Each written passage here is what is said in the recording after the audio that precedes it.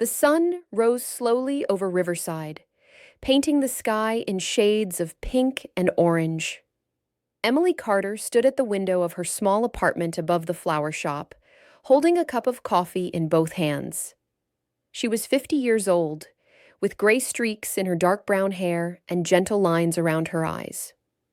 The town below was just beginning to wake up. Emily had lived in Riverside for 5 years now. It was a small town, the kind of place where everyone knew everyone. She liked it that way. It was quiet, peaceful, different from the life she had known before. She finished her coffee and went downstairs to open the shop. The Blooming Corner was a small flower shop on Main Street. It had big windows that faced the street, and inside there were always fresh flowers in every color. Emily had painted the walls a soft cream color, and there were wooden shelves along the sides holding pots, vases, and gardening tools. Every morning was the same. Emily unlocked the door, turned on the lights, and began preparing the flowers for the day. She checked each bucket of flowers, cutting the stems at an angle and changing the water. Roses, tulips, daisies, sunflowers. She knew each flower by name, knew how to care for them, knew which ones needed more water and which ones preferred the shade. Working with flowers was calming. They did not ask questions. They did not judge. They simply grew and bloomed if you gave them what they needed. Emily appreciated that simplicity. At 7:30, she turned the sign on the door from closed to open. The first customer usually arrived around 8. Emily went back to the counter and sat on the tall stool she kept there. She opened the order book and checked what she needed to prepare today. 3 birthday arrangements, 1 funeral wreath, and 2 wedding bouquets for a couple getting married on Saturday. The bell above the door rang. Emily looked up and saw Margaret Chen, one of her regular customers. Margaret was about 60 years old, with short silver hair and a warm smile. She came to the shop almost every week. "Good morning, Emily," Margaret said cheerfully. "Good morning, Margaret," Emily replied. "What can I help you with today?" "I need something bright and happy," Margaret said, looking at the flowers. "My daughter is coming to visit this weekend. I want to put something nice on the dining table." Emily stood up and walked to the buckets of flowers. She selected yellow roses, orange gerberas, and some greenery. "How about this combination?" she asked.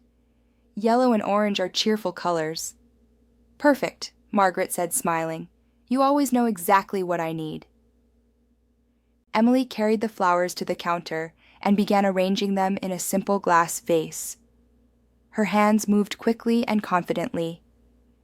She had been doing this for 5 years, but the movement still felt new to her sometimes, so different from her old life.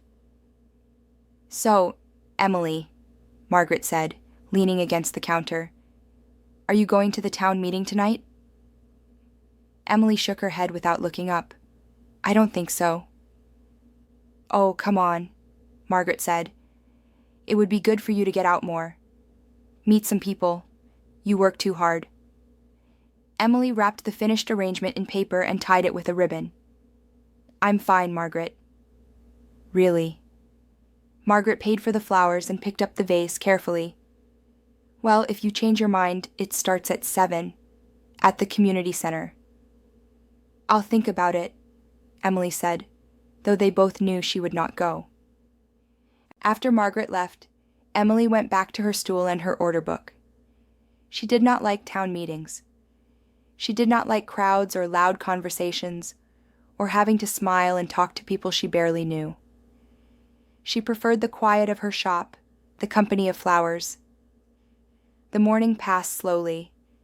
A few more customers came in. Mr. Johnson bought roses for his wife. Mrs. Peterson needed flowers for her garden. A young man Emily did not recognize ordered a bouquet for his girlfriend. Emily helped each of them with the same quiet efficiency. At noon, she closed the shop for lunch. She went upstairs to her apartment and made a sandwich. The apartment was small but comfortable. 1 bedroom, a tiny kitchen, a living room with a sofa and a bookshelf. The walls were white and mostly bare. Emily had not put up many decorations. It felt temporary, even after 5 years. She ate her sandwich standing by the window, looking down at Main Street. People walked past the shop, going about their daily business. Some of them waved if they saw her in the window. Emily waved back, but she did not go down to talk to them. After lunch, she went back to the shop and worked on the funeral wreath. Funeral flowers were always difficult, not because of the work, but because of the memories they brought back. Emily tried not to think about it. She focused on the task, on the white lilies and dark green leaves, on making something beautiful for someone's grief. At 3 o'clock, the bell rang again. This time it was Tom Harrison, the elderly man who lived 2 streets away. Tom was in his 70s, thin and bent over, with wispy white hair. He walked with a cane and moved slowly. "Hello, Tom," Emily said. "How are you today?" "Oh, getting by," Tom said, making his way to the counter. "My back's been bothering me something terrible, but what can you do?" "Old age isn't for the weak." Emily smiled slightly. "What can I help you with?" "I need some flowers for my wife's grave," Tom said. "It's been 3 years this Tuesday." "I'm sorry," Emily said softly. She had heard the story before. Tom's wife, Helen, had died suddenly from a heart problem. They had been married for 48 years. "Thank you, dear," Tom said.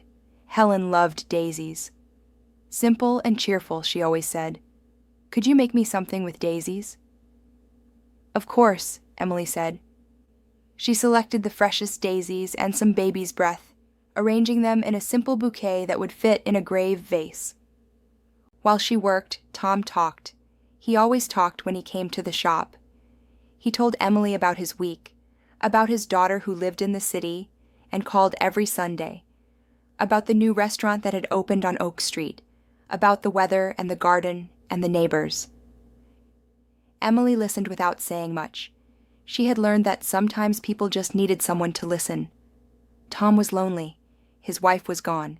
His daughter was far away, and his house was too quiet. The flower shop gave him a place to go, someone to talk to. "You know, Emily," Tom said as she wrapped his bouquet, "you remind me of Helen in some ways. Quiet, kind, always taking care of others. She would have liked you." "That's very kind of you to say," Emily said, handing him the flowers. Tom paid and took the bouquet carefully. "You take care of yourself, Emily. Don't work too hard." "I won't," Emily said. "You take care too, Tom." After Tom left, Emily looked at the clock. 4:30, another hour and a half until closing time. She used the time to work on the wedding bouquets. They needed to be perfect. The bride had been very specific about what she wanted. White roses, peonies, and eucalyptus leaves, classic and elegant. Emily worked carefully, building each bouquet stem by stem. She had done many wedding bouquets over the years. She always wondered about the couples. Would they be happy? Would they last? Marriage was a leap of faith, a promise made without knowing what the future would bring. She had never been married herself. There had been relationships, of course, but nothing that lasted. Her work had always come first. And then, after what happened, there had been no energy left for relationships, no energy for anything except surviving each day. At 6 o'clock, Emily closed the shop. She locked the door, turned off the lights, and went upstairs. She made herself dinner, a simple pasta with vegetables. She ate alone at the small table in her kitchen, reading a book while she ate. After dinner, she washed the dishes and then sat on the sofa with a cup of tea. Outside, the sun was setting.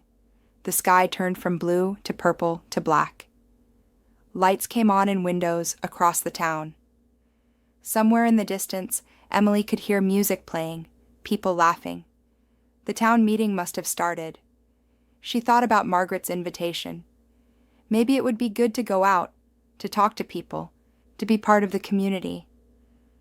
but the thought made her tired. It was easier to stay home, to stay safe in her small world. Emily finished her tea and went to bed early. Tomorrow would be another day, another morning of opening the shop, arranging flowers, serving customers. The same routine, day after day. It was not an exciting life, but it was a safe one. And right now, that was enough. Emily could not sleep. She lay in bed, staring at the ceiling, watching the shadows move as cars passed on the street below. This happened sometimes. Most nights she slept well, exhausted from the physical work of the shop. But on nights like this, the memories came back.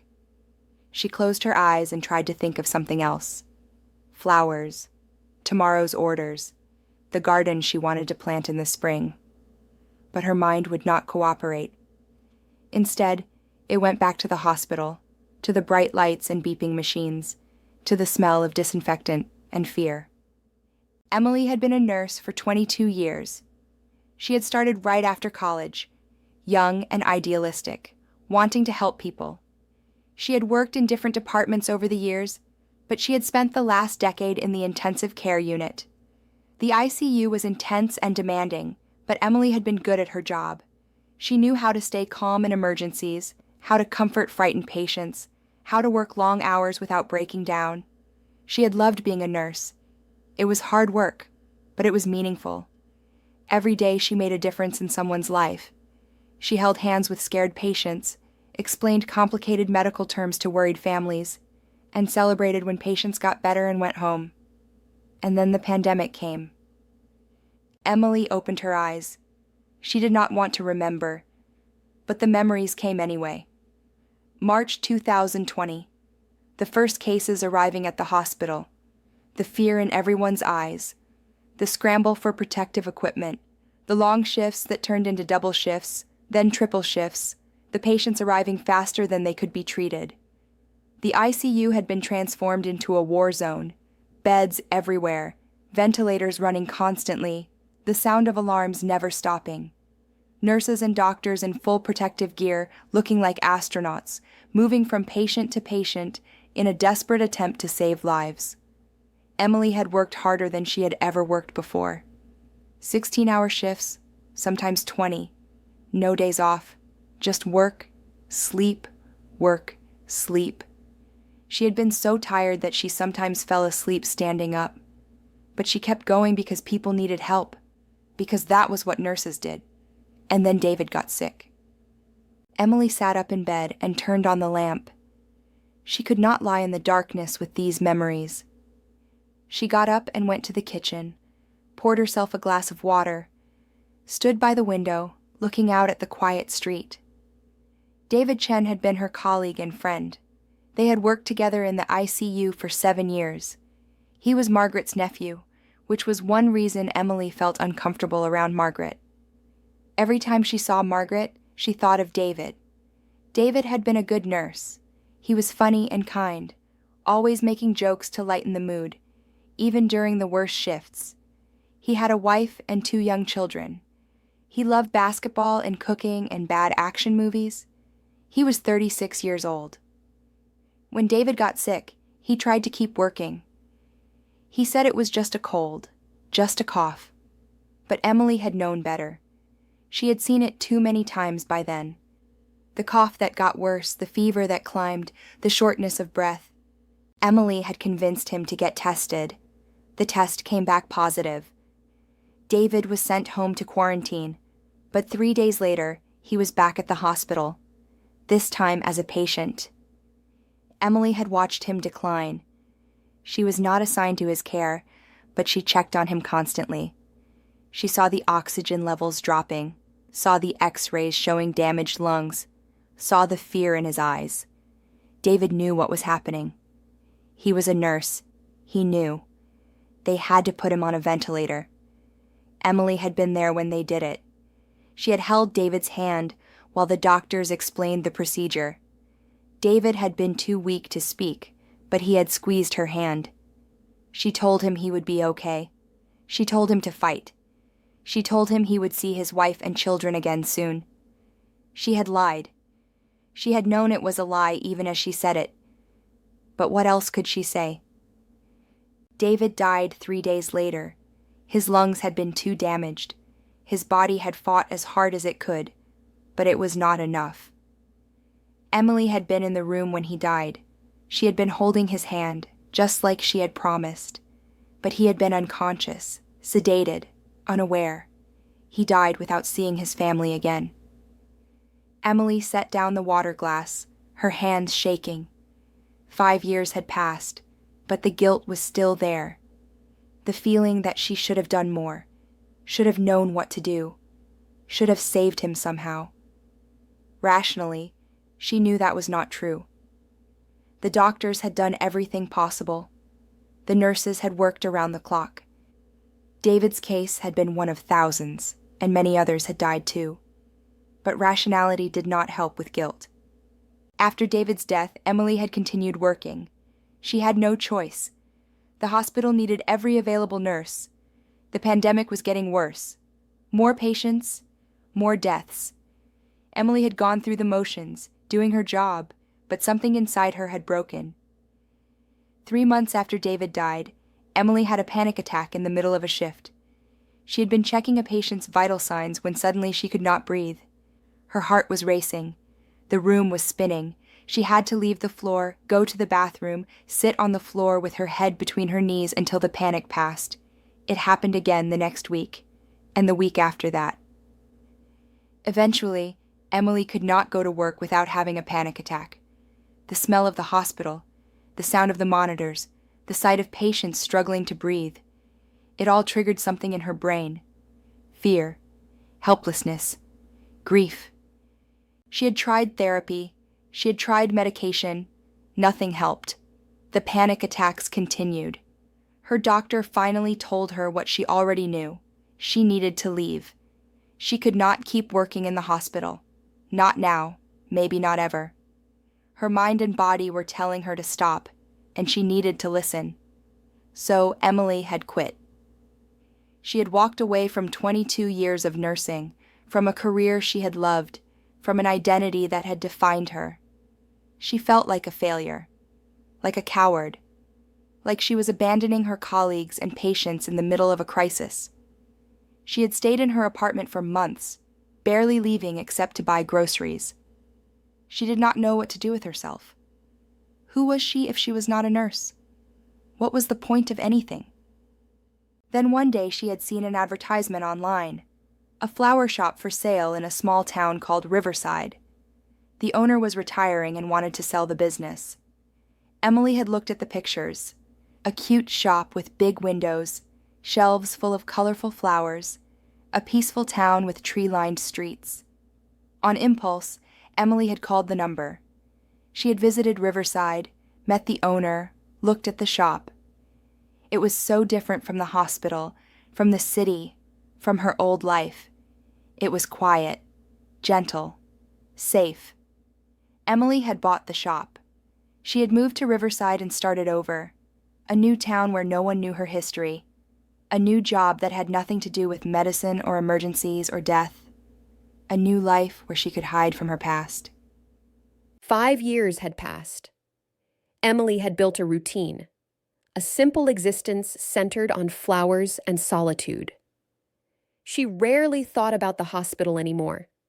She had cut off contact with her old colleagues. She did not talk about her past with anyone in Riverside. As far as the town knew, Emily Carter was just a quiet woman who ran a flower shop. But on nights like this, the memories came back.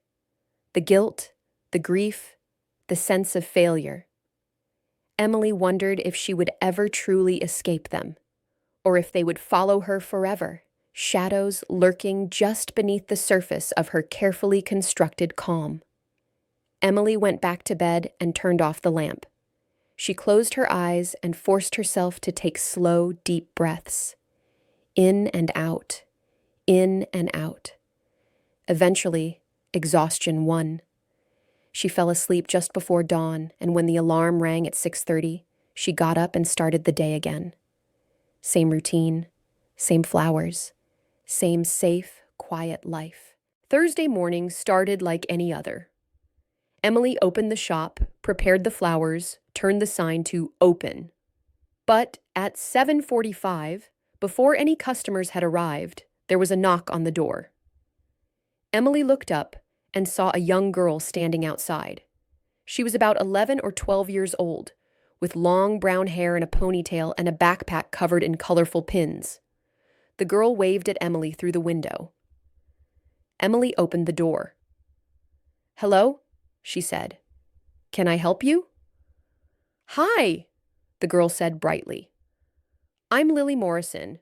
My mom said I should come say hello. We just moved in next door." Emily looked past the girl and saw that indeed, the previously empty shop next to hers now had furniture in the window. "Oh," she said, "what kind of shop?" "A bookstore," Lily said enthusiastically. "My mom loves books. She's always wanted to own a bookstore. We moved here from the city. She said Riverside is the perfect place for a fresh start." Emily felt a strange kinship with this unknown woman. A fresh start. That was exactly what Emily had been looking for when she came to Riverside. "Well, welcome to Riverside," Emily said. "I'm Emily Carter. I run this flower shop." "I know," Lily said. "My mom told me. She said you've been here for years, and everyone says you make beautiful arrangements. She wants to buy some flowers to put in the bookstore when it opens." "When is that?" Emily asked. "Next week," Lily said. "We've been setting up for the past few days. There's so much work to do. Painting, building shelves, organizing books. But it's fun. I get to help." Emily noticed that Lily was talking very fast and seemed very excited. She reminded Emily of her younger self, full of energy and optimism. Before the hospital, before the pandemic, before everything changed. "That sounds nice," Emily said. "I'm sure your mother appreciates the help. Do you want to come see?" Lily asked. "The bookstore, I mean. We're not open yet, but you're our neighbor. You should see it." Emily hesitated. She did not usually socialize. She kept to herself, focused on her work. But there was something about this girl's enthusiasm that was hard to resist. "I suppose I could come by for a minute," Emily said, "but I need to watch the shop." "Oh, right," Lily said. "Well, maybe later? When you close for lunch?" "Maybe," Emily said noncommittally. Lily grinned. "Great, I'll tell my mom. She'll be so happy. She's been nervous about meeting all the neighbors and making a good impression." "I'm sure she'll do fine," Emily said. "People in Riverside are generally friendly." "Are you friendly?" Lily asked bluntly. Emily was taken aback by the directness. I try to be." "Good," Lily said, "because I think we're going to be friends. I can tell these things." Before Emily could respond, Lily waved and ran back to the bookstore. Emily watched her go, feeling slightly bemused. What an odd child. Sweet, but very forward. Emily closed the door and went back to her flowers. But she found herself thinking about Lily throughout the morning. It had been a long time since someone had declared they wanted to be Emily's friend. In Riverside, Emily had acquaintances and regular customers, but no real friends. She kept everyone at a distance, afraid of letting them too close, afraid of being hurt or disappointing them. Margaret tried to be friendly, but Emily always kept their conversations short. Tom was kind, but he mostly talked about himself and his memories. The other shop owners on Main Street said hello when they passed, but Emily never stopped to chat. It was safer that way, less complicated. No one could leave or die or discover how broken Emily really was if they never got close enough to see. At noon, Emily closed the shop for lunch. She made a sandwich and sat at the counter eating it, looking at the bookstore next door through the window. She could see movement inside, people walking back and forth carrying boxes. She should go over and introduce herself properly. That would be the neighborly thing to do. But Emily felt anxious at the thought. What would she say? How would she explain herself? It was easier to just stay in her shop. But then she remembered Lily's eager face, the way the girl had declared they would be friends. There had been something touching about that confidence, that openness. Lily did not know that Emily was someone who pushed people away. She had not learned yet to be cautious around Emily. Before she could talk herself out of it, Emily stood up. She would just go say hello, meet Lily's mother, and come back.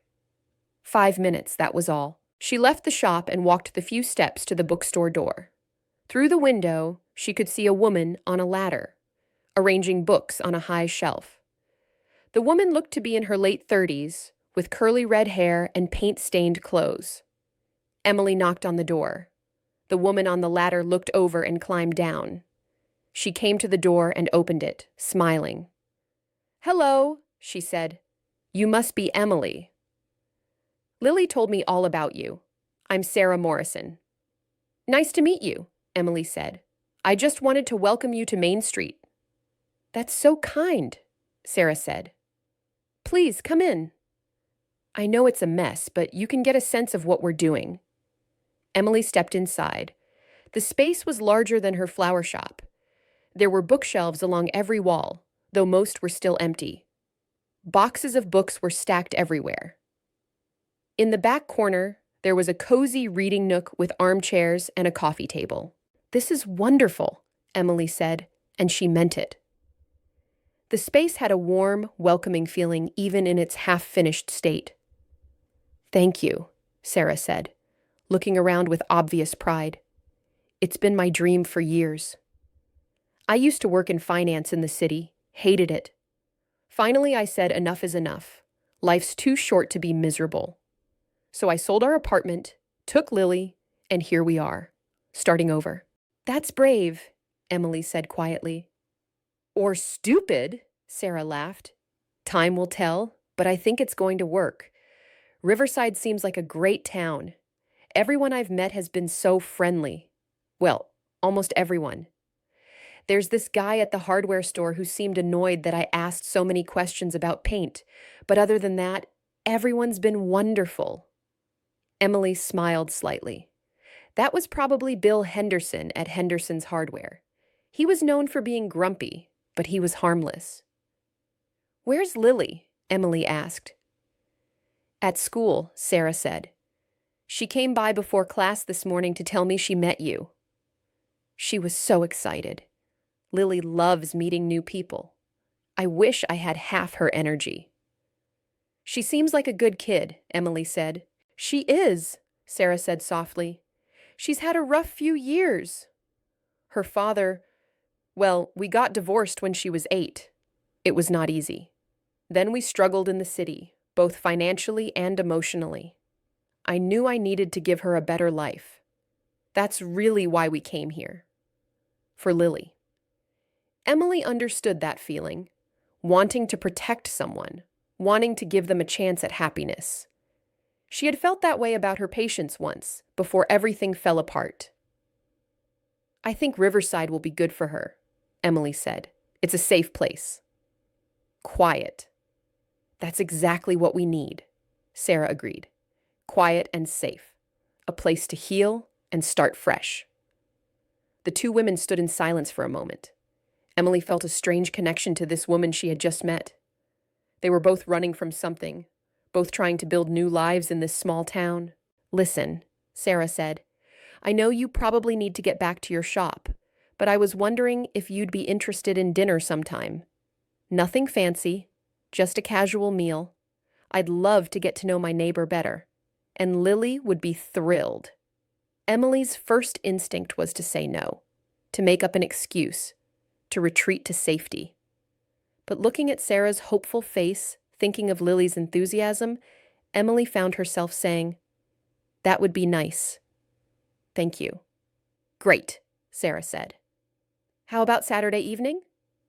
"Around 6 inches?" "Okay," Emily said. Should I bring anything? Just yourself, Sarah said. We're still living in the apartment above the shop while we get everything set up. It's small and chaotic, but we'll make it work. Emily nodded and said goodbye. She walked back to her shop, feeling strange. She had just agreed to have dinner with neighbors, with people who wanted to be friends. It was terrifying and oddly exciting at the same time. When she opened the shop again after lunch, Emily felt different somehow. Lighter, maybe, or perhaps just distracted. She caught herself looking over at the bookstore throughout the afternoon, watching Sarah and Lily work. Once, Lily saw her looking and waved enthusiastically. Emily waved back. Maybe, Emily thought, maybe it would be okay to let someone in. Just a little bit. Just enough to have a friend. Sarah seemed kind and understanding. Lily was sweet and innocent.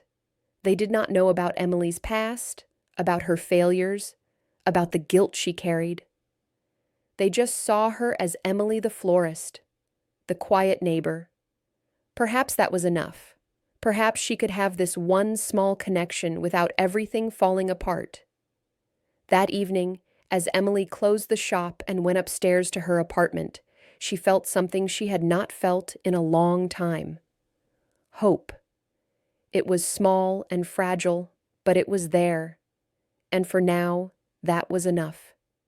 Friday afternoon was busy at the flower shop. Emily had several customers back to back, including a last-minute order for a dozen roses to be delivered that evening. She worked quickly, arranging flowers, wrapping bouquets, processing payments.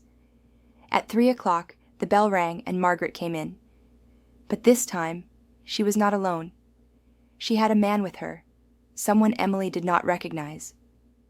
"Emily," Margaret said warmly, "I want you to meet my nephew, James. David's younger brother." Emily felt her stomach drop. She had not known that David had a brother, or if she had known, she had forgotten. She looked at the man standing next to Margaret. He was tall and thin, with dark hair and kind eyes. He looked to be in his early 40s. "Hello," Emily said, her voice barely above a whisper. "Hi," James said, extending his hand. "Nice to meet you. Margaret talks about you all the time. She says you make the best flower arrangements in town." Emily shook his hand briefly. "That's kind of her." Margaret was looking at Emily with a strange expression. Did she know? Had David told her that Emily worked at the hospital? Had she made the connection? "James just moved to Riverside," Margaret said. "He's a teacher. He's going to be teaching history at the high school." "That's nice," Emily said, trying to sound normal. "Welcome to town." "Thanks," James said. "I'm looking forward to it. I've been teaching in the city for years, but I wanted something different. A smaller community, you know, more personal." Emily nodded, not trusting herself to speak. She could not stop staring at James, looking for resemblances to David. They had the same chin, the same way of tilting their head when they talked. "James needs some flowers for his new apartment," Margaret said. "Something low maintenance. He's not very good with plants." James laughed. "That's an understatement. I once killed a cactus." "That takes skill," Emily said, managing a small smile despite her discomfort. She helped James select some hardy potted plants that would survive in low light. While she was preparing them, Margaret wandered around the shop, looking at the various flowers. James stood at the counter, watching Emily work. "You're very good at this," he said. "It must be rewarding work." "It has its moments," Emily said carefully. "What did you do before?" "Before the flower shop?" Emily's hands froze for a second. I worked in healthcare." "Oh?" James seemed interested. "What kind?"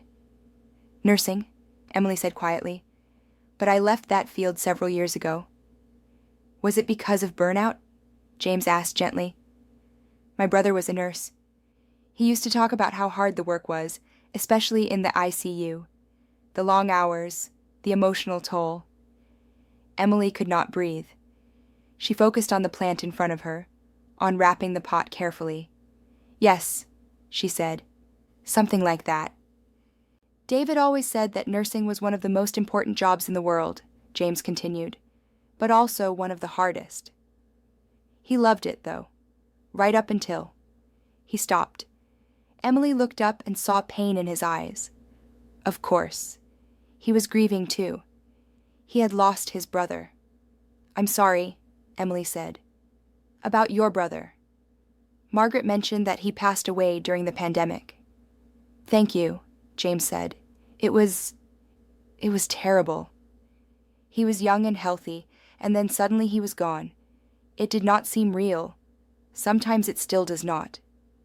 Margaret returned to the counter, carrying a vase. I think I'll take this too. It will look nice in my kitchen. Emily rang up both purchases, glad for the distraction. James paid and thanked her. As they were leaving, Margaret turned back.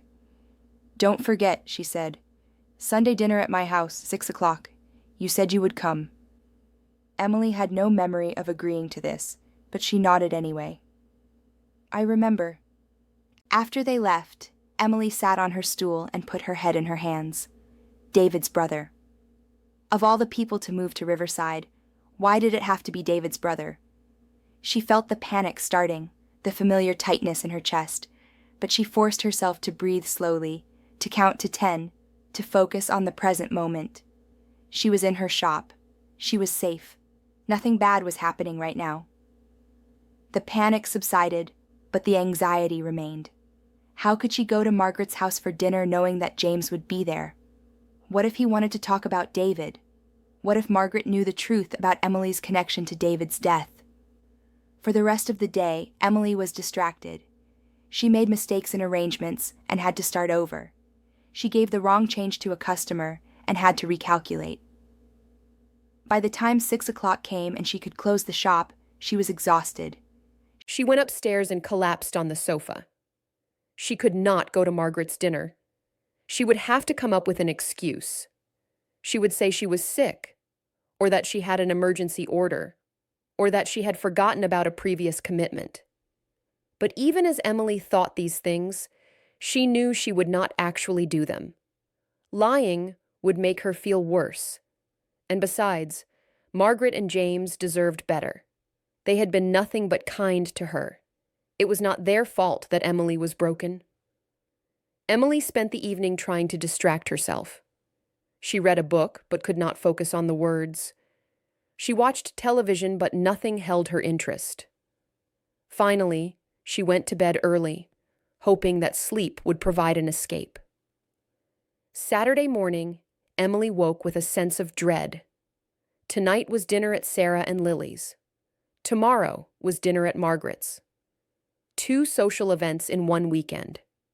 For someone who spent most of her time alone, this felt overwhelming. But she had committed to both, and she would follow through. She just had to get through it. The morning at the shop was quiet. Emily finished the wedding bouquets and set them aside for pickup later. She cleaned the shop and reorganized the display.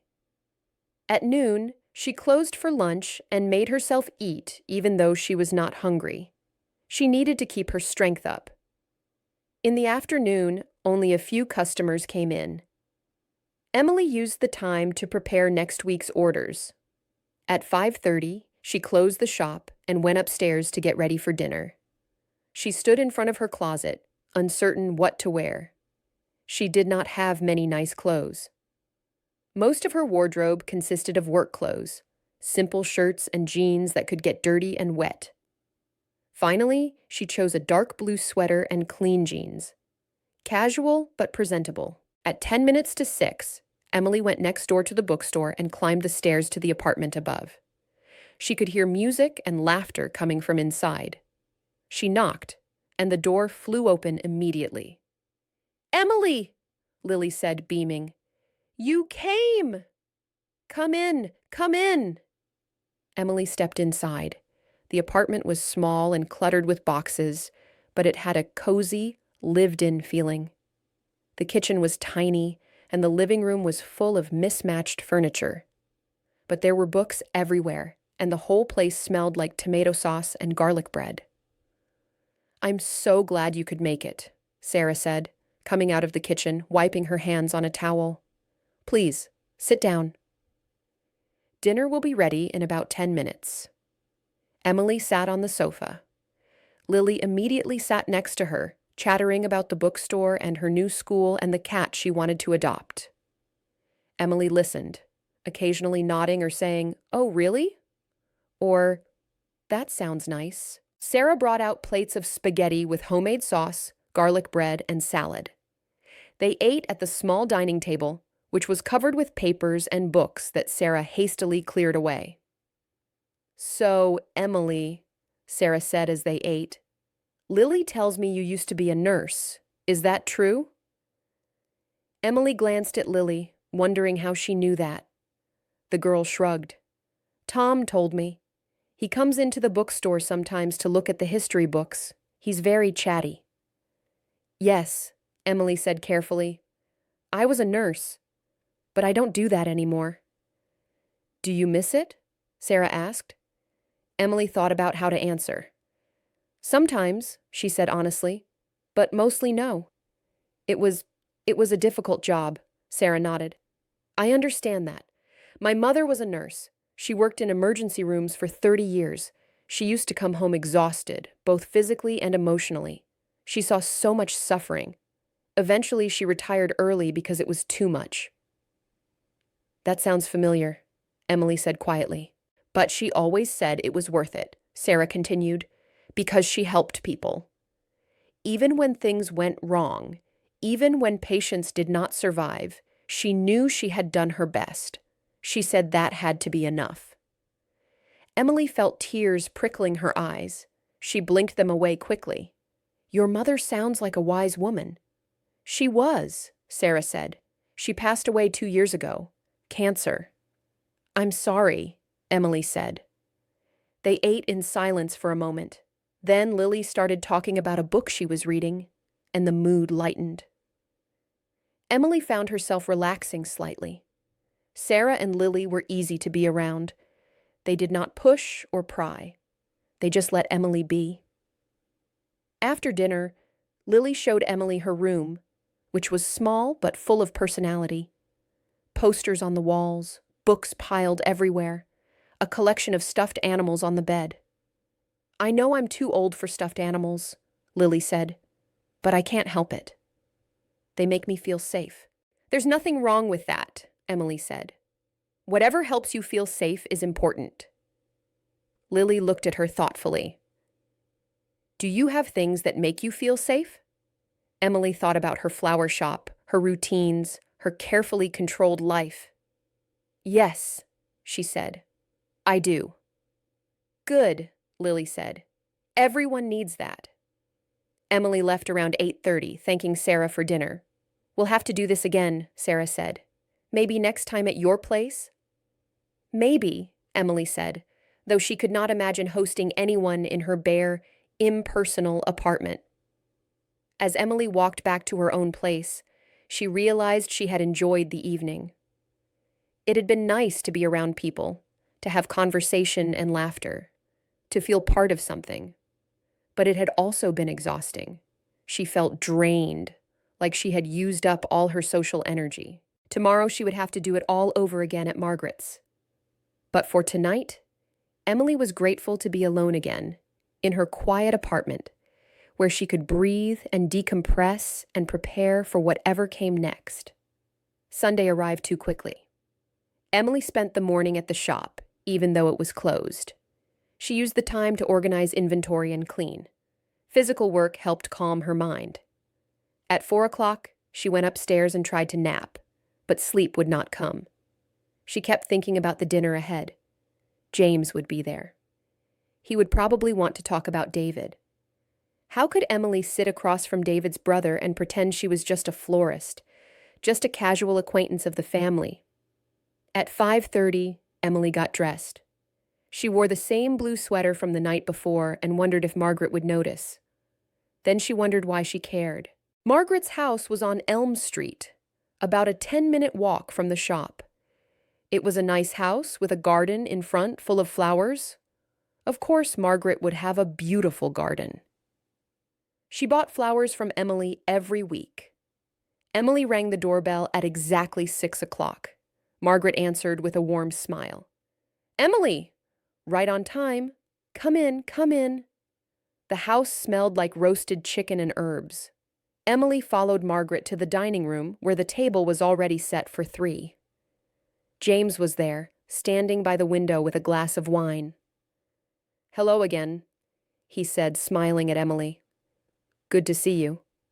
You too, Emily said, though her voice sounded strained even to her own ears. Margaret poured Emily a glass of wine and invited her to sit down. The meal was delicious. Roasted chicken, vegetables, potatoes, fresh bread. Margaret was clearly an excellent cook. But Emily could barely taste anything. She was too nervous. James talked about his new job at the high school. He seemed excited about teaching history to teenagers, about helping them understand the past and learn from it. Margaret talked about her volunteer work at the library and her plans for her garden in the spring. Emily mostly listened, answering when directly questioned, but not volunteering much information. She was hyper-aware of James's presence, of every time he looked at her, of every question he asked. After the main course, Margaret brought out apple pie for dessert. As they ate, James turned to Emily with a thoughtful expression. You know, he said, Margaret mentioned you used to work as a nurse in the city. What hospital? Emily felt her throat tighten. St. Matthew's, she said quietly. James's eyes widened. Really? That's where David worked. Emily nodded, unable to speak. Did you know him? James asked. David, I mean.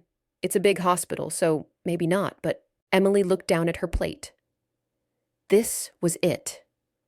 The moment she had been dreading. She could lie. She could say no, that she never met David, that the hospital was too big and they worked different shifts. It would be easy. But she could not do it. She could not lie to James, to Margaret. They deserved the truth. Yes, Emily said, her voice barely a whisper. I knew David. We worked together in the ICU. The room fell silent. Margaret was staring at Emily with wide eyes. James had gone very still. You knew my brother, James said slowly. You worked with him. Yes, Emily said. She could feel tears starting to form, but she blinked them back. We worked together for 7 years. He was a good nurse and a good friend. Why didn't you say anything? Margaret asked. She sounded hurt. All this time, you knew David, you knew what happened to him, and you never said anything. I couldn't, Emily said. I'm sorry, I just couldn't talk about it. James leaned forward. Were you there? When he died? Emily nodded. A tear escaped and rolled down her cheek. I was holding his hand. He was unconscious, but I was there. I promised him I would be. James's face crumpled. He put his head in his hands. Margaret got up and put her arm around his shoulders. They stayed like that for a long moment, while Emily sat frozen, not knowing what to do or say. Finally, James looked up at Emily. His eyes were red. Thank you, he said, for being there, for staying with him. He shouldn't have been alone. He wasn't, Emily said. I made sure of that. Can you tell us about it? Margaret asked gently. About what happened. The hospital wouldn't tell us much, just that he got sick and his lungs failed and he died. But what was it really like? Was he in pain? Was he scared? Emily took a shaky breath. This was hard, so hard, but she owed them this. He was sedated at the end, she said. So he wasn't in pain. Before that, yes, he was scared. We all were. The ICU was full of COVID patients. People were dying every day. David was a nurse, so he knew how serious it was. Did he talk about us? James asked. About his family? All the time, Emily said, and this made her smile slightly through her tears. He talked about his wife and kids constantly. About you, James. About Margaret. He loved you all so much. He loved you too, Margaret said. He talked about you. About Emily from the ICU, the one who always stayed calm in emergencies, the one who made terrible coffee but gave the best pep talks. That was you, wasn't it? Emily laughed wetly. The coffee was really bad. Why did you leave nursing? James asked. Did David's death? It was part of it, Emily admitted. But it was everything. The pandemic, the deaths, the feeling of helplessness. After David died, I couldn't handle it anymore. I had panic attacks. I couldn't even walk into the hospital without breaking down. My doctor said I needed to stop, so I did. And you came here, Margaret said, to Riverside. I needed to get away, Emily said, to start over, to find something gentle and simple. Flowers don't die in your arms. They don't have families waiting for news. They just bloom and fade. It's natural, expected, manageable. Margaret reached across the table and took Emily's hand. I wish you had told me. All this time I've been buying flowers from you, chatting about nothing, and you were carrying this alone. I didn't want to burden anyone, Emily said, and I was ashamed.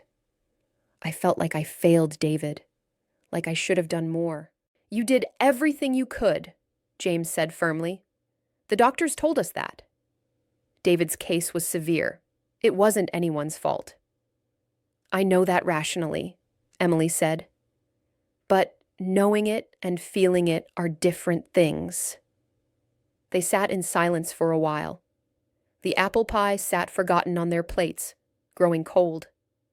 Finally, Margaret squeezed Emily's hand and let go.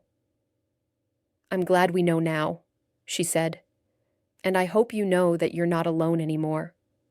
You have friends here, people who care about you. Thank you, Emily whispered.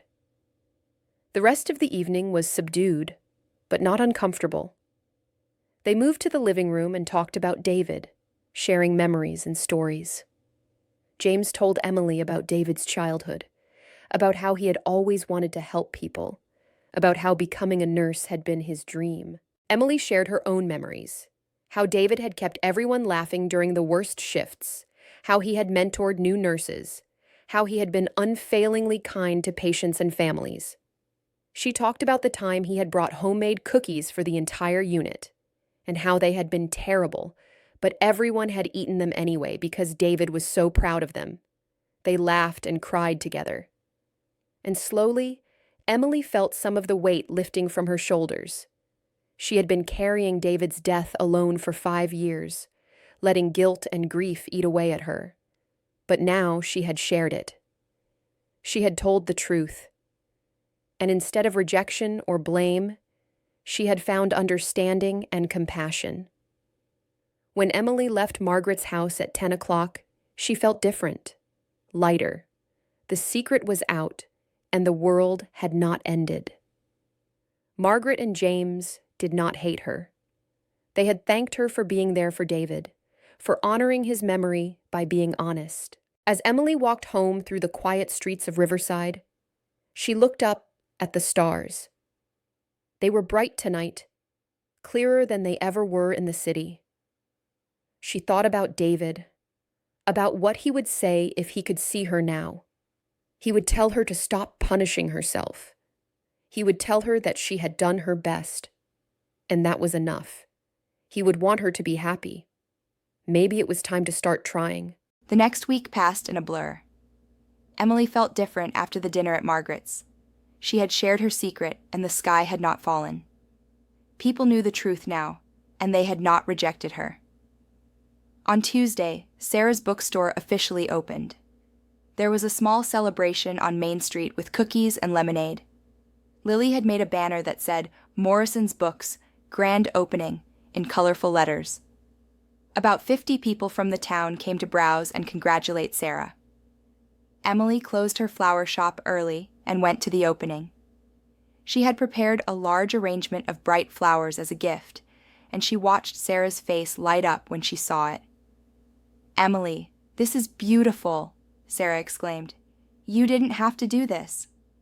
"I wanted to," Emily said, "to wish you luck with the new business." The bookstore looked wonderful. Sarah had arranged the books by category, with comfortable reading chairs scattered throughout. There was a children's section in the back with a colorful rug and cushions.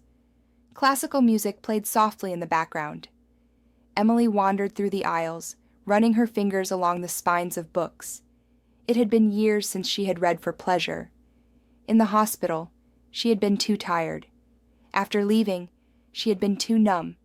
But now, looking at all these books, she felt a small spark of interest. "See anything you like?" Sarah asked, coming up beside her. Emily was in the fiction section, looking at novels. "I'm not sure what I like anymore," she admitted. "It's been so long since I read anything other than gardening manuals." "Well, what did you used to like?" Sarah asked. "Before you stopped reading for fun." Emily thought back. "Mysteries, I think, and books about people overcoming difficult situations, stories about resilience." Sarah smiled. "I have just the thing." She led Emily to a shelf and pulled out a book. "This is about a woman who loses everything in a fire and has to rebuild her life from scratch. It's sad but ultimately hopeful. I think you might relate to it." Emily took the book and looked at the cover. "Thank you. How much?" "It's a gift," Sarah said, "for being such a wonderful neighbor and friend." Friend. The word made Emily's heart squeeze. When had Sarah become her friend? When had anyone become her friend? But looking at Sarah's warm smile, Emily realized it was true. Somehow, without really trying, she had made friends in Riverside. "Thank you," Emily said. "I'll start reading it tonight." As the evening wore on, more people came to the bookstore. Emily found herself talking to neighbors she had only nodded to before. Old Mrs. Peterson, who bought flowers every week, introduced Emily to her daughter who was visiting from Chicago. Tom Harrison came in and spent an hour looking at history books, telling Sarah stories about Riverside's past. And then Margaret arrived with James. Emily tensed for a moment, but Margaret came straight over and hugged her. "I'm so glad you're here," Margaret said. "I wanted to talk to you about something. James and I have been thinking, and we want to have a memorial for David. Just something small with friends and family. We'd like you to be there, to speak about David, if you're willing." Emily's first instinct was to say no. The thought of speaking publicly about David terrified her. But then she remembered Sunday night, how sharing her memories had helped, how keeping everything inside had been slowly destroying her. "I'll think about it," Emily said. "When is it?" "Next month," Margaret said, "on the anniversary of his death. It's been 5 years. We think it's time to properly honor his memory." Emily nodded. "I'll let you know." James had been listening to this exchange. Now he spoke quietly. "It would mean a lot to us, Emily. You knew David in a way we didn't. You saw him as a professional, as a colleague. That's an important part of who he was."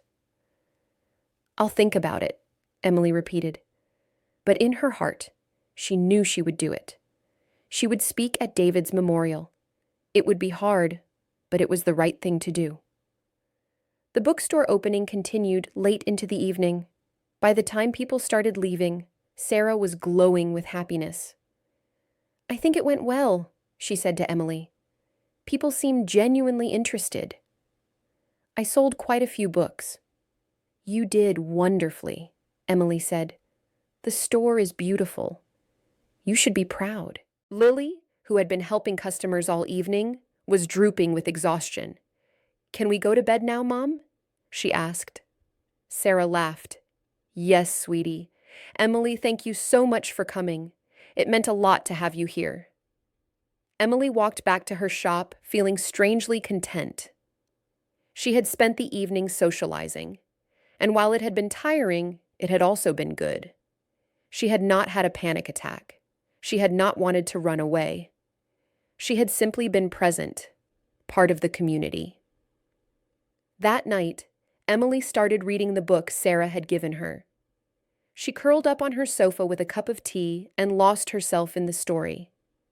It felt good to focus on someone else's problems for a change, to follow a character's journey toward healing and hope. She fell asleep on the sofa, the book open on her chest, and woke up at 3 in the morning feeling stiff and disoriented. She stumbled to bed and slept deeply, without nightmares, for the first time in months. Over the next few weeks, Emily's life began to change in small but significant ways. She started having lunch with Sarah once a week, usually at the little cafe on Main Street. They would talk about books and business and life. Sarah was easy to talk to. She did not push Emily to share more than she was comfortable with, but she was always ready to listen when Emily wanted to talk. Lily started stopping by the flower shop after school sometimes. She would do her homework at the counter while Emily worked. Emily found that she enjoyed the company. Lily's chatter was soothing in an odd way, filling the silence without requiring much response. Margaret continued to buy flowers every week, but now their conversations lasted longer. They talked about David sometimes, sharing memories. Margaret told Emily stories about David as a child, and Emily shared stories from the hospital. It was healing for both of them. James started coming to the flower shop too, usually on Saturdays. He would buy a small bouquet for his apartment and chat with Emily about his week. He told her about his students, about the lessons he was teaching, about the satisfaction of watching young people learn and grow. Emily found herself looking forward to these visits. James was easy to talk to, like his aunt. He never made Emily feel pressured or judged. They talked about books, about Riverside, about anything except the painful past they shared. One Saturday in late October, James invited Emily to go for a walk after the shop closed. "It's such a beautiful day," he said, "and there's a hiking trail just outside town. I've been wanting to explore it. Would you like to come?" Emily hesitated. A walk meant spending time alone with James, away from the safety of her shop. But the day was indeed beautiful, with golden autumn light and cool air. And Emily realized she wanted to go. "Okay," she said, "let me just close up." They drove to the trailhead in James's car. The trail wound through woods with fallen leaves crunching underfoot and birds singing in the trees. They walked in comfortable silence for a while, just enjoying the nature around them. "I'm glad I moved here," James said eventually, "to Riverside. The city was too fast, too impersonal. I needed something slower, something with more meaning." "I felt the same way," Emily said. "After I left nursing, I couldn't stay in the city. Too many memories." "Do you ever think about going back?" James asked. "To nursing, I mean." Emily considered this. "Sometimes. I miss helping people. I miss feeling like I was making a real difference. But I don't think I could handle the hospital again. Too much pressure, too much pain." "What about something else in healthcare?" James suggested. "Maybe teaching first aid classes, or working in a clinic, or something less intense than the ICU?" "I never thought about that," Emily admitted. "I just assumed if I couldn't do hospital nursing, I couldn't do anything in healthcare." "That's not true," James said. "Your skills and experience are valuable in many contexts. You could help people without having to be in that intense environment." They came to a clearing with a view of the valley below. The town of Riverside was spread out in the distance, looking peaceful and small. They sat on a fallen log and looked at the view. "Can I ask you something?" James said. "About David's last days." You don't have to answer if it's too hard. What do you want to know? Emily asked. Did he know? James asked. Did he know he was dying? Emily thought about this carefully. I think so, she said honestly. David was a nurse. He understood what was happening to his body, but we didn't talk about it explicitly. I think he wanted to keep hoping, to believe he would recover. Did he say anything? At the end? He was unconscious at the end, Emily reminded him. But before they sedated him, he asked me to tell his family that he loved them. And he made me promise to take care of myself. He said I worked too hard and didn't rest enough. James smiled sadly. That sounds like David, always worrying about everyone else. He was a good person, Emily said. The world is poorer without him. They sat in silence, watching the sun begin its descent toward the horizon. Emily felt peaceful here, in this quiet place with someone who understood her grief. Thank you for telling me, James said finally, about David. It helps to know the details, even the painful ones. It makes his death feel more real somehow. I understand that, Emily said. Sometimes details are what we need to accept difficult truths. As they walked back to the car, Emily felt something shifting inside her. She was starting to heal. Not completely, not quickly, but gradually. Sharing her story, connecting with people, allowing herself to feel both the pain and the joy of life. These things were helping. November arrived with cold winds and gray skies. Emily spent her days in the flower shop, preparing arrangements for Thanksgiving. It was a busy time of year, with people ordering centerpieces and bouquets for family gatherings. The date of David's memorial was approaching. It was scheduled for November 15th, exactly 5 years after his death. Margaret had organized it at the community center. She had invited David's former colleagues, friends from nursing school, and family members from various parts of the country. Emily was terrified. She had agreed to speak, to share her memories of David. But as the date drew closer, she began to doubt herself. What if she had a panic attack in front of everyone? What if she broke down crying? What if she said the wrong thing? The night before the memorial, Emily could not sleep. She paced her apartment, practicing what she would say. She had written notes, but they seemed inadequate. How could words capture who David had been? How could she convey the impact he had on her life and the lives of his patients? At 2 a.m, there was a knock on her door. Emily was startled. Who would be knocking at this hour? She looked through the peephole and saw Sarah standing in the hallway. Emily opened the door. Sarah? Is everything okay? I saw your light on, Sarah said. I couldn't sleep either. Lily had a nightmare, and after I calmed her down, I noticed you were still awake. I thought you might need some company. Emily let her in. They sat on the sofa, and Emily made them both chamomile tea. Want to talk about it? Sarah asked. Emily told her about the memorial, about her fear of speaking publicly, about her worry that she would let David down somehow. You won't let him down, Sarah said firmly. You're going to get up there and tell the truth about who David was. That's all anyone can ask for. And if you cry, so what? Crying doesn't make you weak. It makes you human. What if I can't finish? Emily asked. What if I have a panic attack? Then you sit down and someone else continues, Sarah said. But I don't think that's going to happen. I think you're stronger than you realize, Emily. You've survived so much already. You can survive this too. Emily felt tears sliding down her cheeks. I just miss him. Even after 5 years, I miss him. I miss nursing. I miss feeling like my life had purpose. Sarah put her arm around Emily's shoulders. Your life has purpose now. You bring beauty to people with your flowers. You're a good friend. You're part of this community. That's purpose, Emily. They talked until dawn, about life and loss and healing. When the sun came up, Emily felt calmer.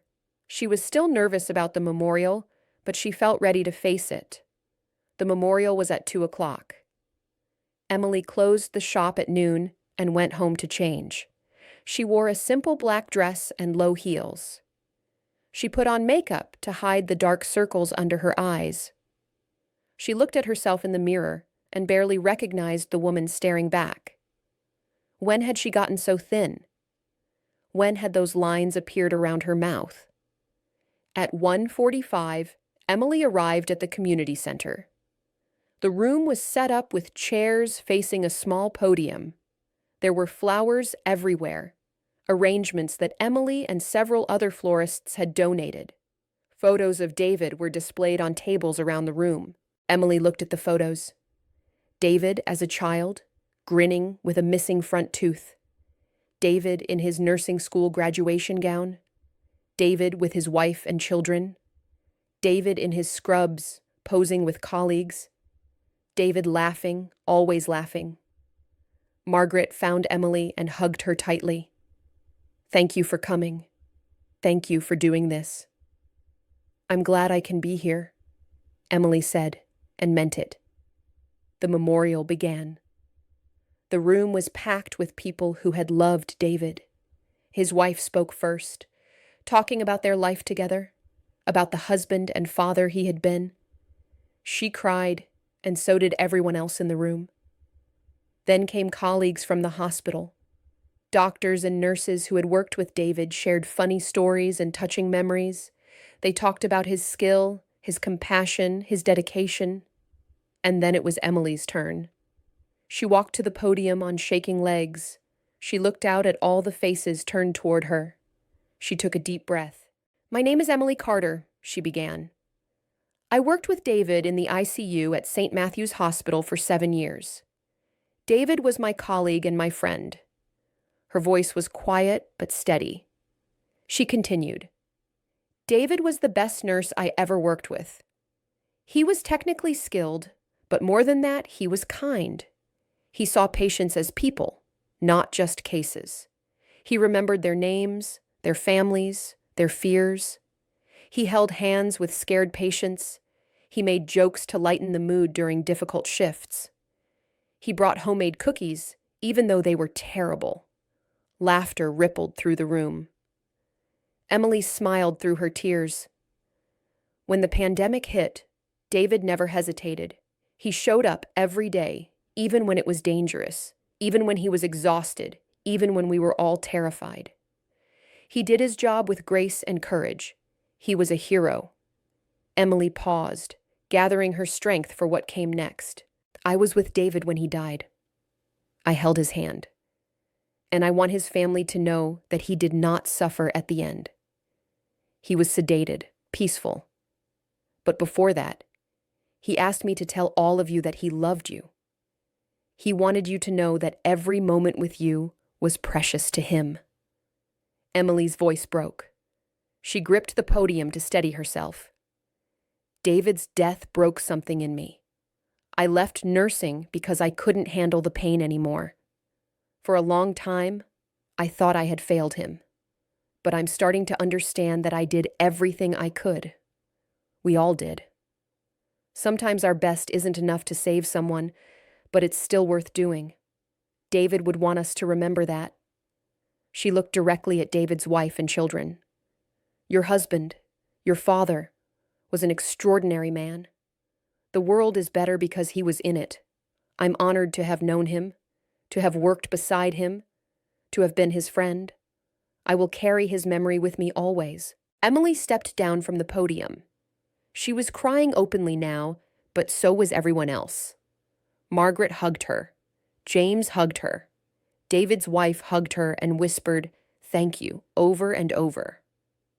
After the memorial, there was a reception with food and coffee.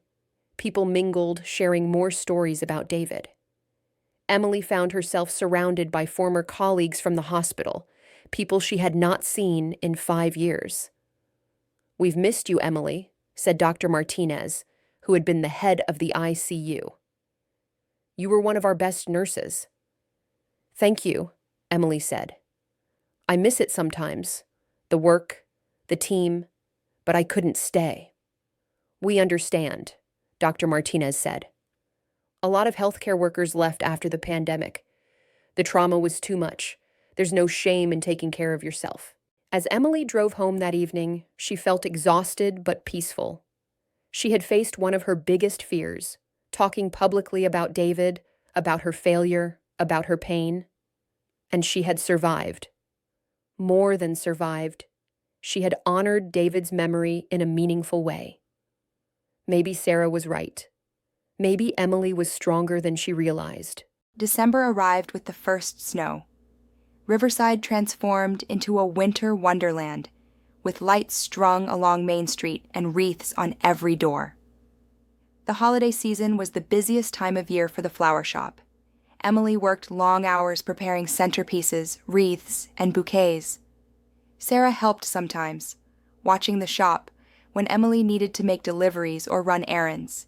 In return, Emily helped at the bookstore during busy times. They had developed an easy partnership, supporting each other's businesses. One Saturday afternoon, Emily was arranging poinsettias in the window when Lily burst into the shop, her cheeks red from the cold. Emily, there's going to be a winter festival next weekend. The whole town is invited. There will be hot chocolate and caroling and ice skating." "That sounds fun," Emily said, smiling at Lily's enthusiasm. "You have to come," Lily said. "Mom and I are going. And Margaret and James. Everyone's going. It wouldn't be the same without you." Emily hesitated. A festival meant crowds and noise and unpredictability. But looking at Lily's hopeful face, she found herself nodding. "Okay, I'll try to make it." "Yes," Lily cheered. "This is going to be the best winter ever." As Lily ran back to the bookstore, Emily realized something. She was saying yes more often now.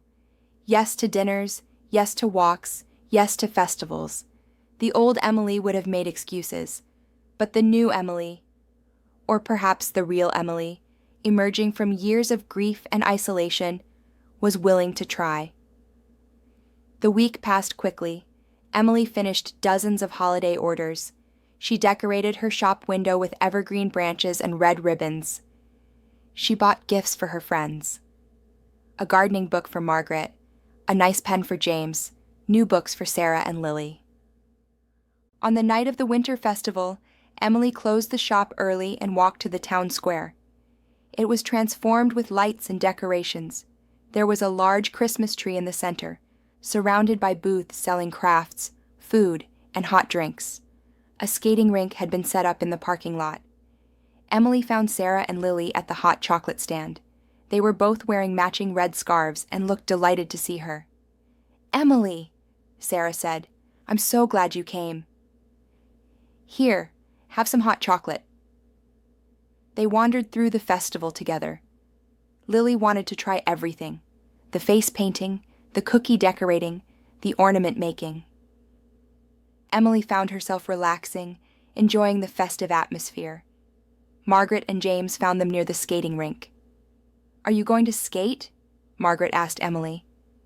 "Oh, I don't know," Emily said. "I haven't skated since I was a teenager." "All the more reason to try now," James said. "Come on, I'll help you." Before Emily could protest, she was being dragged to the rental booth. Soon she was standing on the ice in borrowed skates, wobbling precariously. James took her hand. "Don't worry, I've got you. Just push off gently with one foot." Emily tried and nearly fell. James caught her, laughing. "Okay, maybe we start slower. Just stand here and get used to the skates first." They spent the next hour on the ice. Emily fell several times, but James was always there to help her up. Gradually, she got the hang of it. By the end, she could make it around the rink without holding on to anyone, though she was not exactly graceful. As they returned their skates, Emily realized she was having fun. Real, genuine fun. When had that last happened? She could not remember. The festival ended with caroling around the Christmas tree. The whole town gathered, singing familiar songs under the stars. Emily stood between Sarah and James, adding her voice to the chorus. She looked around at the faces of her neighbors, people she had kept at a distance for years, but who had patiently waited for her to be ready for connection. This was community. This was belonging. And for the first time since leaving the hospital, Emily felt like she was part of something larger than herself. As they all walked home together, Lily slipped her hand into Emily's. "This was the best night ever," she said. "It really was," Emily agreed, and she meant it. January arrived with bitter cold and deep snow. Emily's flower shop was quieter now, with fewer customers braving the weather. She used the time to reorganize inventory, plan for spring, and catch up on reading. She had been thinking a lot about what James had said months ago, that her nursing skills could be valuable in other contexts. The idea had been growing in her mind. Maybe she could not work in a hospital, but maybe there were other ways to use her medical knowledge to help people. One morning, Emily called the Riverside Community Center and asked if they would be interested in hosting a first aid class.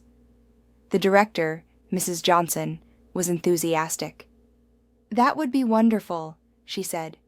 "We've been wanting to offer something like that. So many people don't know basic first aid. When would you be available to teach?" They arranged for Emily to teach a 6-week course starting in February. Emily spent the next few weeks preparing. She ordered supplies, created handouts, practiced her presentations. She was nervous, but also excited. This felt right, like she was reclaiming a part of herself that she had lost. The first class had 12 students, a mix of ages and backgrounds. There was Tom Harrison, who wanted to learn in case of emergencies. There was Lisa Chen, Margaret's daughter, who was a new mother and wanted to be prepared. There were several teenagers whose parents had signed them up. And there was Peter, a middle-aged man who had recently moved to Riverside. Emily taught them about CPR, wound care, choking response, and basic emergency procedures. She was surprised by how easily it came back to her. The knowledge was still there, buried under years of avoidance but ready to resurface. The students were engaged and grateful. After each class, someone would thank Emily and tell her how valuable the information was. One student, a young woman named Rachel, told Emily that she had used what she learned to help a stranger who had collapsed at the grocery store. "I knew exactly what to do because of your class," Rachel said.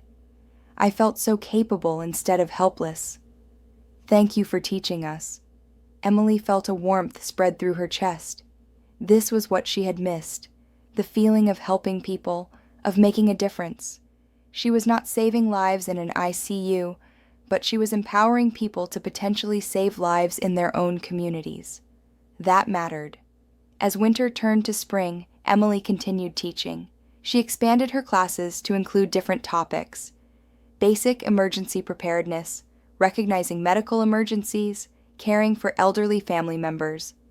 Each class filled quickly, and Emily found herself with a waiting list. Sarah came to watch one of the classes and afterward told Emily how impressed she was.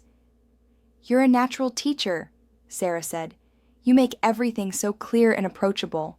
The students really trust you." Trust. That word resonated with Emily.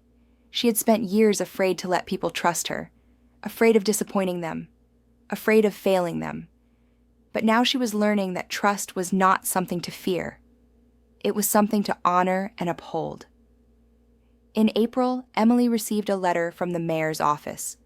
Riverside was starting a volunteer emergency response team, and they wanted Emily to be the coordinator. The team would provide backup support to the fire department and ambulance service during emergencies. They would need training, and the mayor thought Emily was the perfect person to lead the initiative. Emily sat in her apartment, holding the letter and feeling overwhelmed. This was more responsibility than she had had in years. It meant being in charge, making decisions, potentially being in emergency situations again. Her first instinct was to say no. It was too much, too risky. What if something went wrong? What if she froze up? What if someone got hurt because of her decisions? But then she thought about David. What would he say? He would tell her to go for it. He would remind her that she was capable and skilled. He would say that being afraid was okay, but letting fear control her life was not. Emily picked up the phone and called the mayor's office. "I'll do it," she said. "I'll coordinate the emergency response team." Over the next few months, Emily threw herself into the project. She recruited volunteers, arranged training sessions, coordinated with local emergency services. The team of 15 volunteers met twice a week to learn and practice various emergency response skills. Tom Harrison joined the team, despite his age.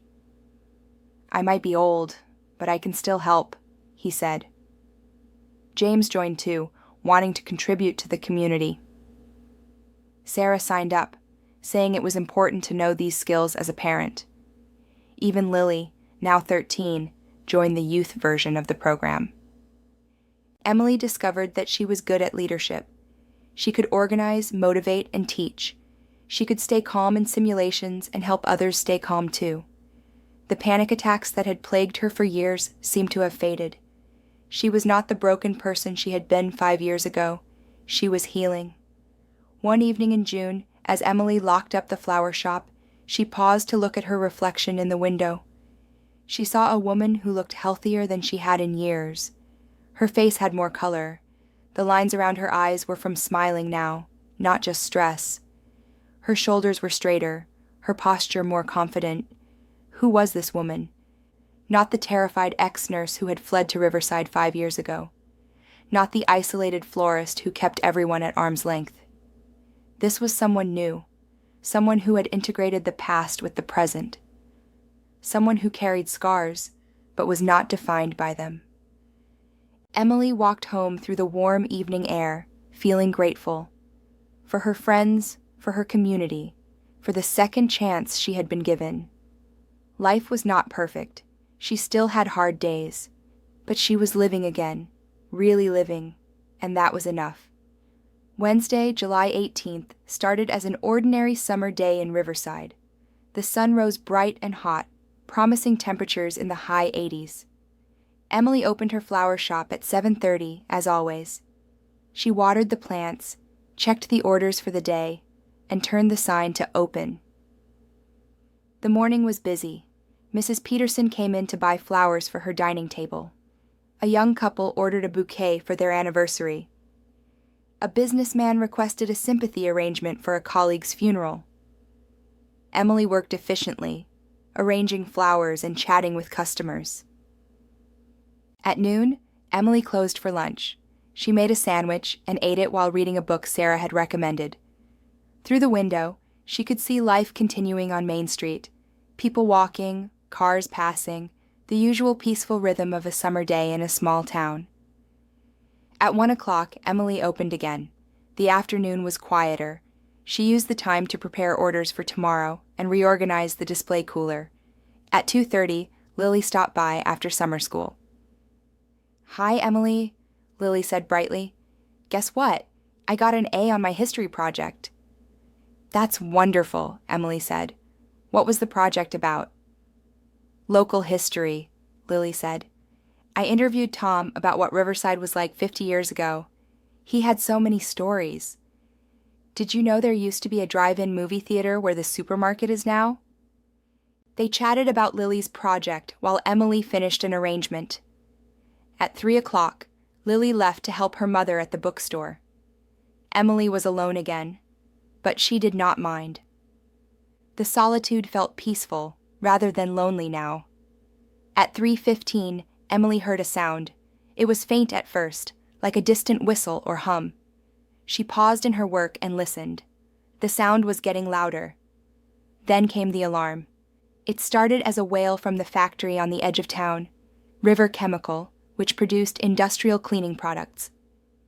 The alarm was loud and insistent, a sound that pierced through the summer afternoon. Emily went to the door and stepped outside. Other people were emerging from shops and buildings, looking around confused. The alarm continued. Tom Harrison came out of the hardware store across the street. "What's going on?" he called to Emily. I don't know, Emily said. She could see a strange haze in the air to the east, where the factory was located. The haze was yellowish-green and seemed to be spreading. Then the emergency alert sounded on everyone's phone simultaneously. Emily pulled out her phone and read the message. Chemical leak at river chemical plant. Toxic gas. Shelter in place or evacuate west. This is not a drill. People started panicking. Emily could hear screaming, see people running. Cars screeched as drivers tried to leave Main Street.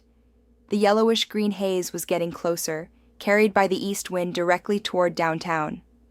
Emily's mind went blank for a moment. Chemical leak. Toxic gas. People in danger. This was a real emergency, not a simulation or training exercise. This was happening now.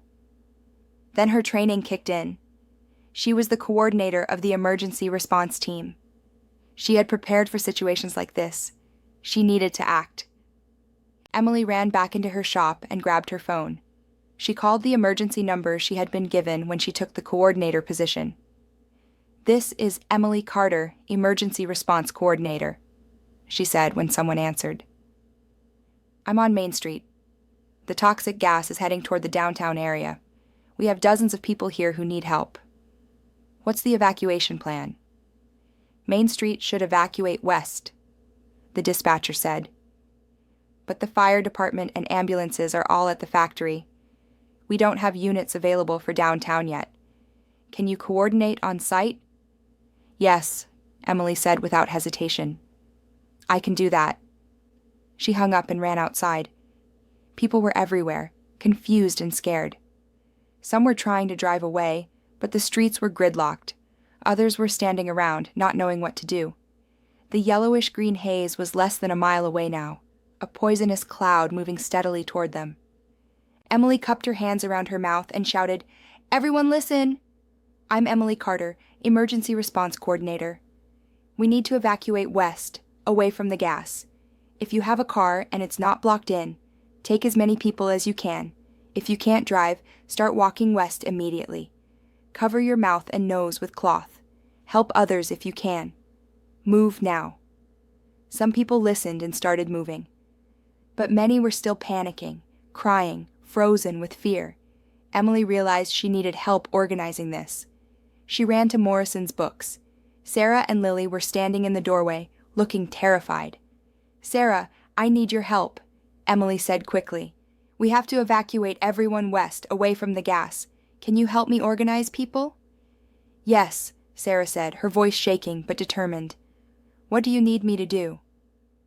Go to the west end of Main Street and direct traffic, Emily said. Make sure cars are going the right direction and people on foot stay on the sidewalk. Lily, go with your mother. Stay together. They ran off. Emily looked around and saw James running toward her from the high school 3 blocks away. "Emily!" "What's happening?" he asked. "Toxic gas leak," Emily said. "We're evacuating west. I need you to check the buildings on this block. Make sure everyone is out, especially elderly or disabled people who might need help." "Got it," James said, and took off toward the nearest building. Margaret appeared, out of breath. "Emily, the senior center on Oak Street. There are 30 elderly people there. They can't all walk quickly." "I'll handle it," Emily said. "Margaret, I need you to set up a gathering point. The parking lot behind the library, it's far enough west to be safe. Direct people there. Set up a first aid area. I'll send anyone who needs help." Margaret nodded and left. Emily pulled out her phone and called the first number on her emergency contact list. Peter from her first aid class, who owned a van rental business. "Peter, it's Emily. I need vans at the senior center on Oak Street immediately. We need to evacuate 30 elderly people." "I'm on my way," Peter said. "I have 3 vans. I'll bring them all." Emily ran toward the senior center. The yellowish-green haze was closer now. She could smell it, acrid and chemical, burning her nostrils. She pulled her shirt up over her nose and mouth. At the senior center, staff members were trying to get residents outside. but it was chaos. Many of the elderly people were confused or scared. Some needed walkers or wheelchairs. One woman was crying that she could not leave without her cat. Emily stepped into the center of the room and raised her voice, using the calm, authoritative tone she had perfected in the ICU. Everyone, please listen. My name is Emily Carter. I'm a nurse and the emergency coordinator. We are evacuating this building due to a chemical leak. I know you're scared, but I need you to stay calm and follow instructions. We will get everyone out safely. Her confidence seemed to calm people. The staff members looked at her gratefully. Here's what we're going to do, Emily continued. Those who can walk independently line up by the door. Staff will escort you to the waiting vans. Those who need wheelchairs or walkers, stay seated. We'll get you out next. No one is being left behind. Peter arrived with 3 vans. Emily organized the evacuation efficiently, making sure the most mobile residents went first, followed by those who needed assistance. She personally helped lift several people into wheelchairs and into the vans. One elderly man, Mr. Wilkins, was having trouble breathing. Emily recognized the early signs of panic attack. "Mr. Wilkins, look at me," she said gently, crouching in front of him. "I need you to breathe slowly with me. In through your nose, out through your mouth. That's it. Good. You're doing great. We're going to get you out of here safely." She stayed with him until his breathing stabilized, then helped him into a van. The woman who had been crying about her cat was still refusing to leave. "I can't abandon Princess," she sobbed. "She's all I have." "Where is she?" Emily asked. "In my apartment. Room 3B. Emily made a split-second decision. The gas was close, but not yet at the building. She had maybe 5 minutes. "I'll get her," Emily said. "You go to the van now. I promise I'll bring Princess." The woman nodded tearfully and allowed the staff to escort her out. Emily ran to room 3B. The apartment door was open. She found a gray cat hiding under the bed, terrified by all the commotion. "Come here, Princess," Emily said softly. She crawled under the bed and scooped up the frightened cat. Princess scratched her arm, but Emily held on. She grabbed a blanket from the bed, wrapped the cat in it, and ran back downstairs. The last van was pulling away. Emily ran after it, banging on the side. It stopped, and Emily handed the bundled cat through the window to the crying woman. "Princess," the woman sobbed. "Thank you. Thank you."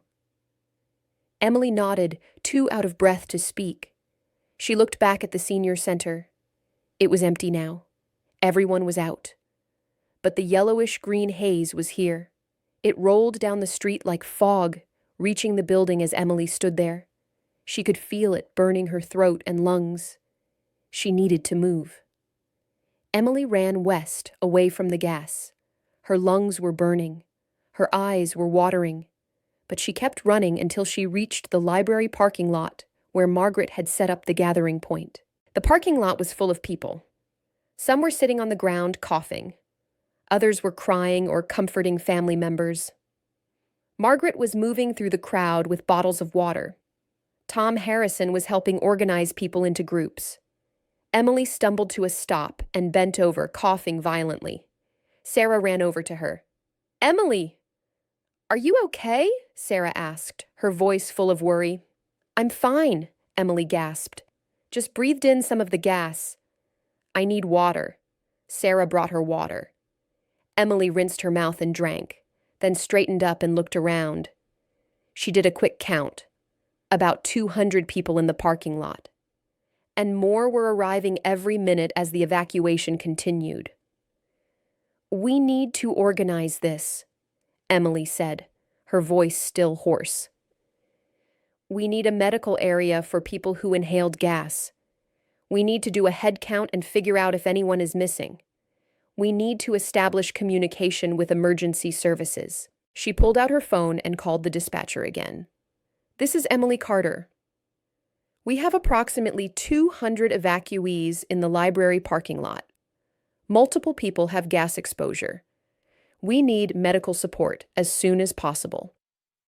Fire department says the leak is under control, the dispatcher said, but it will be hours before the gas dissipates enough to declare Main Street safe. Ambulances are on their way to your location. How many casualties at the factory? Emily asked. 5 workers had significant exposure. They're being transported to the hospital.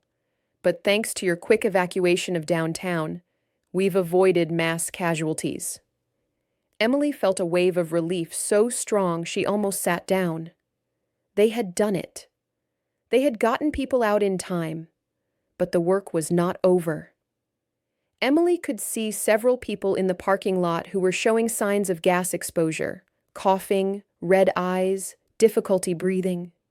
She needed to assess them and provide first aid until the ambulances arrived. Sarah, James, Margaret, Tom, Emily called to her friends, I need you to help me. We're going to set up a triage area. I'll assess everyone who has symptoms. Sarah, get me as many bottles of water as you can. We need to flush people's eyes and get them hydrated. James, I need you to make a list of everyone here. Names and contact information. We need to know if anyone is missing. Margaret, help me identify who needs immediate medical attention. Tom, keep people calm and organized. Can you do that? They all nodded and sprang into action. Emily pulled herself together, ignoring her own discomfort. She had work to do. For the next 3 hours, Emily moved through the crowd, assessing injuries, providing first aid, offering comfort. Most people just had mild exposure, irritated eyes and throats, coughing. She taught them how to flush their eyes with water and breathe slowly to calm their lungs. But some were worse. An elderly woman named Mrs. Davis was having serious trouble breathing. Emily stayed with her, monitoring her oxygen levels as best she could without equipment, keeping her calm until the ambulance arrived. A teenage boy named Jake had panicked during the evacuation and run into the gas cloud instead of away from it. His exposure was significant. Emily had him lie down, elevated his feet to prevent shock, and kept him talking to prevent him from losing consciousness. You're going to be okay, Jake, she said firmly. Just stay with me. Tell me about school. What grade are you in? 10th, Jake gasped. What's your favorite subject? Math. Good. That was mine too. Are you good at algebra? She kept him talking until the paramedics arrived. They loaded him onto a stretcher and took him to the hospital. As the sun began to set, more emergency vehicles arrived. Firefighters set up a decontamination station. Police officers helped organize the crowd and establish a perimeter. The Red Cross arrived with food and water. The fire chief found Emily and shook her hand. I've been hearing reports of what you did today. You saved lives, Miss Carter. Your quick response and organization made all the difference. I just did what needed to be done, Emily said, suddenly feeling very tired. You did more than that, the fire chief said. You showed real leadership under pressure. The town is lucky to have you. As night fell, people began to be cleared to return to their homes or were directed to temporary shelter at the high school. The gas had dissipated enough that the east side of town was declared safe, though Main Street would remain closed until morning. Emily sat on a bench in the parking lot, watching as the last of the evacuees were taken care of. Sarah sat down next to her. You were amazing today, Sarah said quietly. I've never seen anything like it. You were so calm, so confident, you knew exactly what to do. I've had practice, Emily said, in another life. Well, that training paid off. You saved so many people, Emily. Emily thought about this. Had she saved people? Or had she just helped them, organized them, provided the support they needed to save themselves? Maybe it didn't matter. What mattered was that everyone was okay. Lily appeared, carrying 2 cups of coffee. She handed one to Emily. Mom said you needed this. Thank you, sweetie, Emily said, accepting the coffee gratefully. You're a hero, Emily, Lily said earnestly. No, Emily said. I'm just someone who helped. That's all. But even as she said it, she felt something shifting inside her. For 5 years, she had carried the weight of David's death, the guilt of not being able to save him. She had thought of herself as a failure, someone who had given up. But today she had faced an emergency, and she had not fallen apart. She had not panicked. She had not frozen. Instead, she had acted. She had led. She had helped. Maybe, Emily thought, she was not as broken as she had believed. Maybe she had never really been broken at all. Maybe she had just been wounded, and now she was finally healing. James came over and sat on Emily's other side. The Red Cross wants to interview you for their newsletter, he said, about your response today. I'd rather not, Emily said. This wasn't about me. It was about the community coming together. That's true, James agreed. But you were the one who brought the community together. You were the leader we needed. Emily thought about David again. What would he say about today? He would be proud, she realized. He would tell her that this was what nursing was really about. Being there in the moment when people needed help, staying calm, using skills and knowledge to make a difference. I wish David could have seen this, Emily said quietly. He would have understood what it meant to me. I think he did see it, James said. Somehow. And I think he's proud of you. They sat together in comfortable silence, watching the emergency lights flash in the darkness, listening to the sounds of the cleanup operation. It had been a terrible day, but also somehow a beautiful one. A day when a small town came together, when people helped each other, when community meant something real. And Emily had been part of it. Not hiding, not running, but present and useful and needed. After 5 years of feeling lost, she had found her way back. Not to nursing, not to the hospital, but to herself. To the person she had always been underneath the trauma and grief. Someone who cared about others, someone who showed up, someone who helped. As the last ambulance pulled away and the crowd finally dispersed, Emily stood up. She was exhausted, covered in dirt and sweat, with scratches on her arm from Princess the cat, but she felt more alive than she had in years. Come on, Sarah said. Let's get you home. They walked together through the quiet streets of Riverside, past the closed shops and dark buildings, under the stars that had witnessed everything.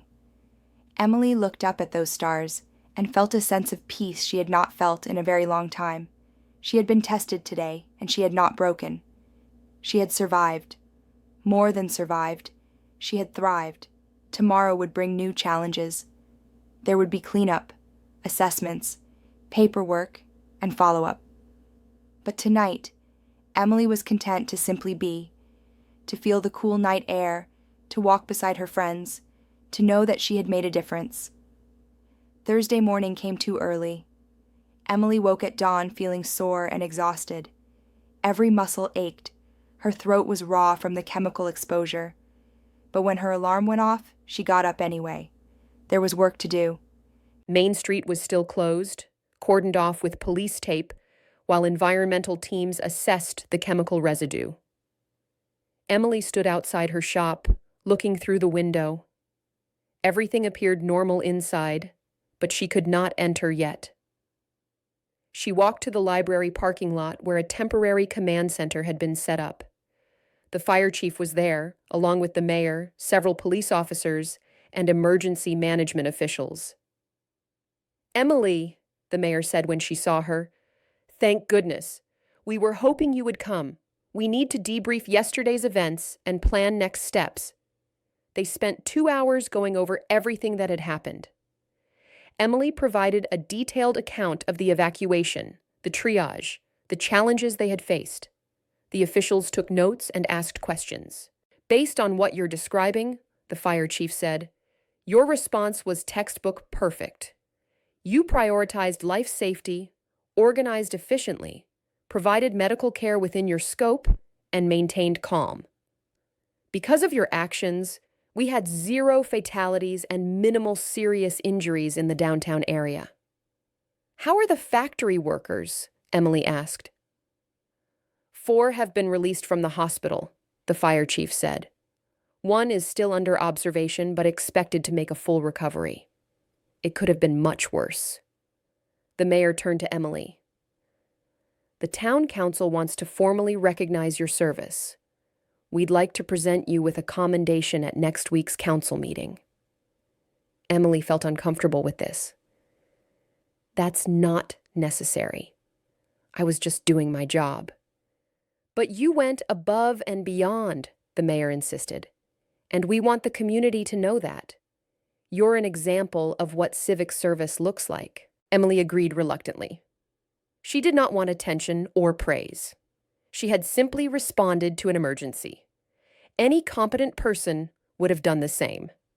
After the meeting, Emily walked to the high school, where the Red Cross had set up a temporary aid station. She wanted to check on the people who had been most affected by the gas exposure. She found Mrs. Davis, the elderly woman who had had breathing difficulties, resting on a cot. Her daughter was with her. Mrs. Davis, Emily said, how are you feeling? Much better, dear, Mrs. Davis said. Thanks to you. You kept me calm when I was so frightened. I don't know what would have happened if you hadn't been there. I'm glad I could help, Emily said. She checked Mrs. Davis's breathing and pulse. Both were normal now. You're going to be fine.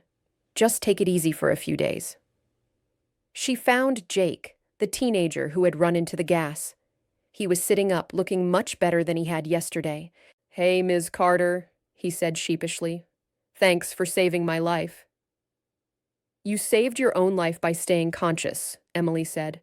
But try to remember, in an emergency, always move away from the danger, not toward it. I will, Jake promised. I was just so scared I couldn't think straight. Fear does that, Emily said. But you got through it. That takes strength. As Emily moved through the aid station, checking on people, she realized how many lives had been touched by yesterday's events. Families separated and reunited, people injured and treated, homes evacuated and now safe to return to, an entire community disrupted and coming together. She found Sarah and Lily having breakfast at the cafeteria. Lily jumped up when she saw Emily. Emily! I've been telling everyone about what you did. You were so brave. I wasn't brave, Emily said, sitting down with them. I was just doing what needed to be done. That's what bravery is, Sarah said. Doing what needs to be done even when you're scared. And don't tell me you weren't scared, because I saw your face when you came back from the senior center. You were terrified. But you kept going anyway. Emily thought about this. Had she been scared? Yes, absolutely.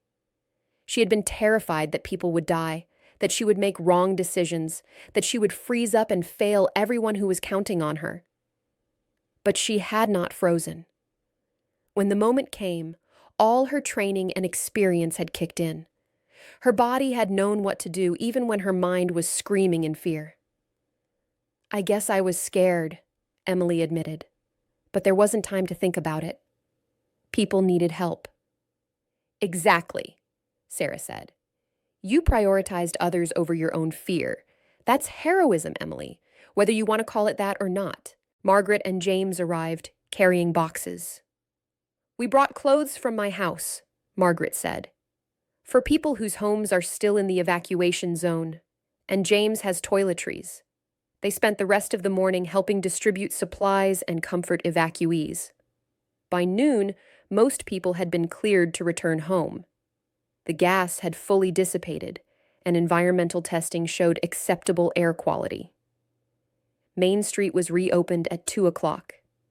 Emily returned to her shop and surveyed the damage. Several flower arrangements had wilted from lack of water. The shop smelled stale from being closed for a day. but nothing was seriously damaged. She spent the afternoon cleaning, throwing out dead flowers, reorganizing. It felt good to return to normalcy, to the familiar routine of her work. At 5 o'clock, there was a knock on the door. Emily opened it to find a local news reporter with a camera crew. "Miss Carter?" "I'm Jennifer Wu from Channel 7 News. Could we have a few minutes of your time? We're doing a story on yesterday's emergency response." Emily wanted to say no. She did not want to be on television, but refusing would seem churlish, and the story might help educate others about emergency preparedness. "Okay," she said, "but please keep it brief." The interview lasted 15 minutes. Jennifer asked about Emily's background, her emergency response training, what had happened yesterday. Emily tried to deflect credit to the other volunteers and to the professional first responders, but Jennifer was persistent. "People are calling you a hero, Ms. Carter. How does that feel?" "Uncomfortable," Emily said honestly. "I don't see myself as a hero. I see myself as someone who had skills that were needed in a crisis. Anyone with the same training could have done what I did, but they didn't," Jennifer pointed out. "You did. You stepped up when the community needed leadership. That's what makes you a hero." After the news crew left, Emily sat on her stool behind the counter and put her head in her hands. She felt overwhelmed. Yesterday had been about responding to an emergency. Today was about dealing with the aftermath, the attention, the praise, the expectations. She did not want to be a hero. She just wanted to be Emily, the quiet florist who helped her community. She did not want recognition or commendation or television interviews. But maybe that choice had been taken away from her. Maybe by responding yesterday, by stepping into a leadership role, she had changed how people saw her. She was no longer just the florist. She was Emily Carter, emergency coordinator. Emily Carter, who saved lives. Emily Carter, the hero. The bell above the door rang. Emily looked up, expecting another reporter or well-wisher. Instead, it was an elderly woman she did not recognize. "Can I help you?" Emily asked. "I hope so," the woman said. "I'm looking for Emily Carter. I heard she owns this shop." "That's me," Emily said. The woman smiled with relief. "My name is Ruth Henderson. My grandson was at the factory yesterday when the leak happened. He's one of the workers who was hospitalized. The doctors say he's going to be okay, but it was very close. They told me that if the downtown area hadn't been evacuated so quickly and efficiently, there would have been hundreds of casualties instead of just 5. They said that was because of you." "I had a lot of help," Emily said. "It wasn't just me." "Maybe not," Ruth said. "But you were the leader. You made it happen. And because of that, my grandson is alive and recovering instead of something worse. I wanted to thank you personally. You saved his life, and you saved many others. That's a debt that can never be repaid." The woman's eyes were full of tears. Emily came around the counter and took her hands. "I'm so glad your grandson is okay," Emily said. "That's all the thanks I need. Knowing that people are safe and recovering, that means everything." Ruth squeezed Emily's hands. "You're a special person, Miss Carter. The world needs more people like you." After Ruth left, Emily felt tears on her own cheeks. Maybe this was what it was all about.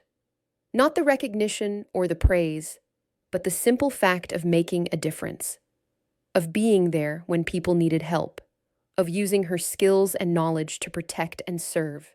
That evening, Emily closed the shop early and walked to the river that ran along the edge of town. She sat on a bench and watched the water flow past. The river was constant, always moving, always changing, but always the same. Life was like that, Emily thought, always flowing forward. You could not go back to who you were before. You could only move forward, carrying your experiences with you, letting them shape who you became. 5 years ago, Emily had left nursing broken and traumatized. She had thought she would never be able to help people again, never be able to face emergencies or make life or death decisions. She had hidden in Riverside, creating a small, safe life for herself. But yesterday had shown her that she was not broken. Wounded, yes. Changed, certainly. But not broken. When the moment came, she had responded. She had been the person people needed her to be. Maybe it was time to stop thinking of herself as a failure. Maybe it was time to acknowledge that she had done her best with David, and sometimes best was not enough to save someone, but it was still worth doing. Maybe it was time to forgive herself. The sun was setting, painting the sky in shades of orange and pink. Emily watched until the last light faded, then walked back to her apartment. Tomorrow she would wake up and start again. She would open the shop, arrange flowers, help customers. She would continue teaching first aid classes and coordinating the emergency response team.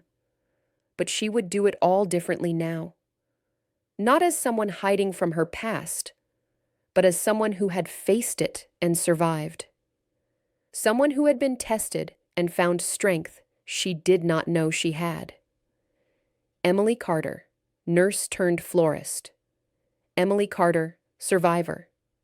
Emily Carter, who had saved lives, who had led her community through crisis, who had finally learned to forgive herself. Tomorrow would bring new challenges. But for the first time in 5 years, Emily was ready to face them. The following week was a whirlwind. Emily's face was in the local newspaper, along with a detailed account of the emergency response. The Channel 7 News interview aired on Friday evening, and suddenly Emily was getting calls from other news outlets wanting interviews. She declined most of them. But she agreed to speak at a regional emergency preparedness conference and to write an article for a nursing journal about her experience. These felt meaningful, like she was contributing to knowledge that could help others. The town council meeting, where Emily was to receive her commendation, was scheduled for Tuesday evening. Emily did not want to go, but Margaret convinced her it was important. "People need heroes," Margaret said, "especially now. The world is full of bad news and fear. You showed people that in a crisis, ordinary citizens can step up and make a difference. That's important. Let people thank you."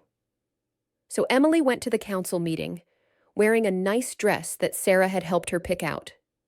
The community center was packed. Everyone in Riverside seemed to be there. The mayor gave a speech about the chemical leak, the response, and the minimal casualties. Then she called Emily to the front. Emily Carter came to Riverside 5 years ago looking for a quiet life, the mayor said. She opened a flower shop and became a valued member of our community. What many people did not know was that Emily was a highly trained nurse with over 20 years of experience in emergency medicine. When disaster struck last Wednesday, Emily's training and leadership saved lives. She coordinated the evacuation, provided medical care, and kept people calm in a terrifying situation. On behalf of the town of Riverside and all our citizens, I present Emily with this commendation for exceptional service to the community. The room erupted in applause. People stood up cheering. Emily felt her face burning with embarrassment. She accepted the framed commendation from the mayor and was expected to say something. Emily took a deep breath and looked out at all the faces. She saw Sarah and Lily in the front row, Margaret and James sitting together, Tom Harrison giving her a thumbs up, Peter from her first aid class, Mrs. Davis from the senior center, Jake, the teenager she had helped. So many people she had come to care about over the past 5 years. "Thank you," Emily said, her voice quiet at first. "I appreciate this recognition. But I want to be clear. What happened last Wednesday was not about one person. It was about a community coming together. Sarah Morrison helped coordinate traffic. James Chen checked buildings. Margaret Chen set up the aid station. Tom Harrison kept people calm. Peter brought vans to evacuate the senior center. Every single person who helped, who stayed calm, who looked after their neighbors, you were all heroes that day. I just happened to have some training that was useful, but the real strength was in all of us, working together. That's what made the difference. That's what saved lives. More applause. The mayor shook Emily's hand again, and then the meeting moved on to other business. But people kept coming up to Emily afterward, wanting to thank her, to shake her hand, to share their own stories from that day. One young mother told Emily that she had used the first aid training from Emily's class to help her toddler who had fallen during the chaos. An elderly man said that Emily's calm voice had kept him from panicking when he thought he was going to die. A teenager said that seeing Emily in action had inspired her to want to become an EMT. By the time Emily finally escaped the community center, it was after 10 o'clock. She was exhausted, but also strangely energized. These were her people. This was her community. And she had helped them. James walked her home. They strolled slowly through the warm summer night. "You know," James said, "I think David would be really proud of you. Not just for what you did last week, but for everything. For leaving nursing when it was harming you. For finding a new path. For not giving up on life even when it was hard. For being brave enough to help again when help was needed." Emily felt tears prickling her eyes. "Thank you for saying that. It means a lot." "I mean it," James said. David always talked about how the best nurses were the ones who cared so much it hurt sometimes, who felt the weight of every patient, every life. He said you were like that you cared so deeply it was both your greatest strength and your greatest vulnerability. He was right, Emily admitted. That's exactly what it felt like. Caring so much it physically hurt. And when David died, it felt like I died too. Like the part of me that could care and hope and believe in good outcomes just broke. But it didn't break, James said. It healed. Maybe you'll always have scars. Maybe you'll always carry the weight of what happened. But you're not broken, Emily. You're whole. Maybe even more whole than before, because you've been through the fire and came out the other side. They reached Emily's apartment. She turned to face James. "Thank you," she said, "for understanding, for being patient with me, for being David's brother and helping me see that I don't have to carry this guilt forever." "That's what friends are for," James said, smiling. Friends. Yes, that's what they were. Emily had friends now, a whole community of them. She was not alone anymore. After James left, Emily went upstairs and changed into comfortable clothes. She made herself tea and sat on the sofa, holding the commendation the mayor had given her. "Exceptional service to the community," it read. Below that was her name and the date of the chemical leak. Emily thought about the journey that had brought her to this moment. Nursing school, where she had been idealistic and eager. The ICU, where she had learned what it meant to fight for lives. The pandemic, where she had fought and lost too many times. David's death, which had shattered her. The 5 years in Riverside, slowly healing. And then last Wednesday, when everything had come together, she was not the same person she had been 5 years ago. That Emily had been broken by trauma. But this Emily, the one sitting here now, was stronger. She had been tested and had not fallen apart. She had found that her skills and compassion were still there, ready to be used when needed. Emily got up and went to her bedroom. She opened the closet and pulled out a box from the top shelf. Inside were mementos from her nursing career, her nursing school graduation photo, her ID badge from St. Matthew's Hospital, cards from grateful patients, and a photo of the ICU team taken at a Christmas party in 2019, before the pandemic changed everything. There was David, standing in the back row, grinning at the camera, and there was Emily next to him, smiling. They both looked so young, so optimistic. They had no idea what was coming. Emily looked at that photo for a long time. Then she found a frame and put the photo in it.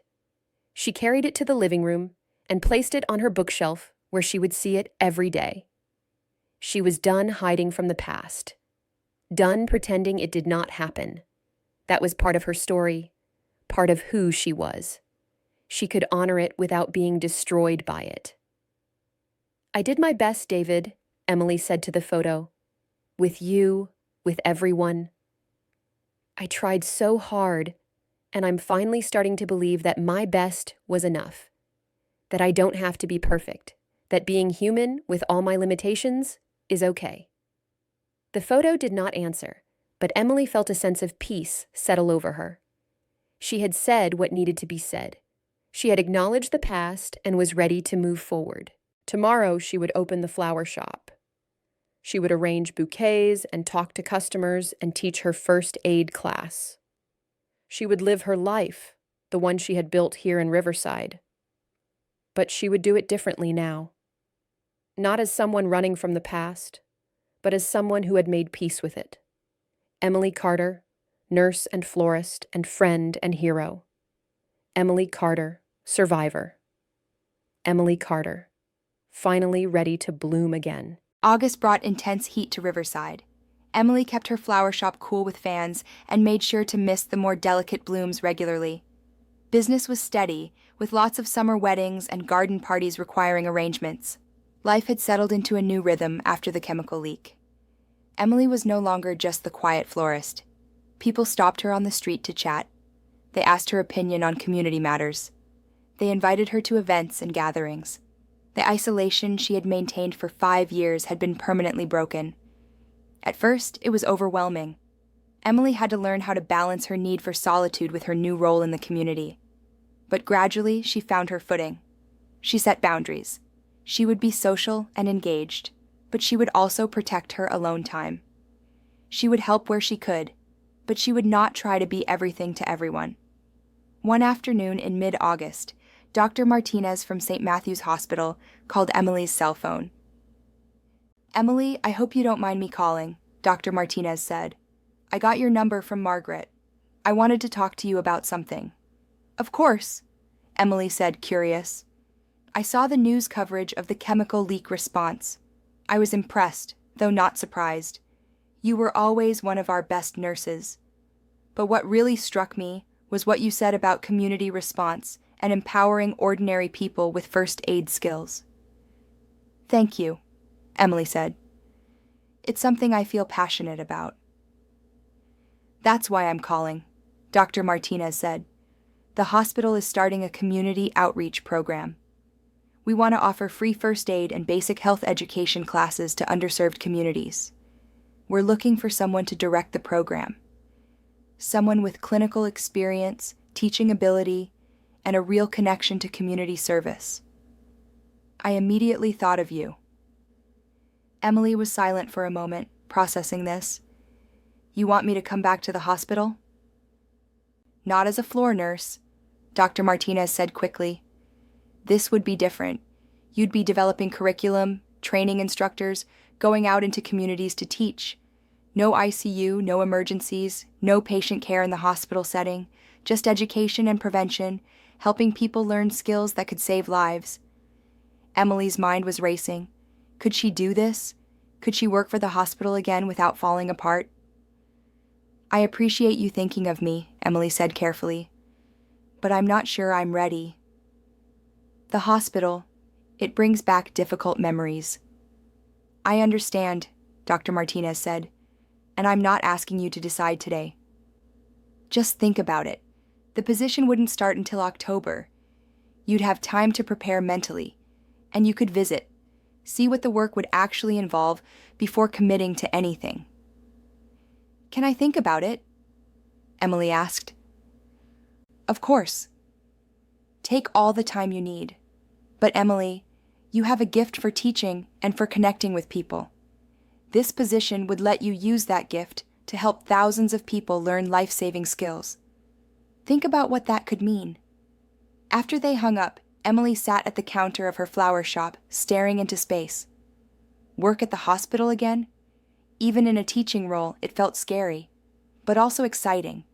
A chance to use her nursing knowledge without the pressure of direct patient care. A chance to make a difference on a larger scale. She called Sarah and asked if they could have dinner that night. She needed to talk this through with someone. Over pasta at Sarah's apartment, Emily explained the job offer. What do you want to do? Sarah asked. I don't know, Emily admitted. Part of me wants to stay here, keep the flower shop, keep things simple. But another part of me feels called to this, to teaching, to using my skills to help people prepare for emergencies. Can't you do both? Lily asked. She had been listening quietly while doing homework at the table. Emily looked at her. What do you mean?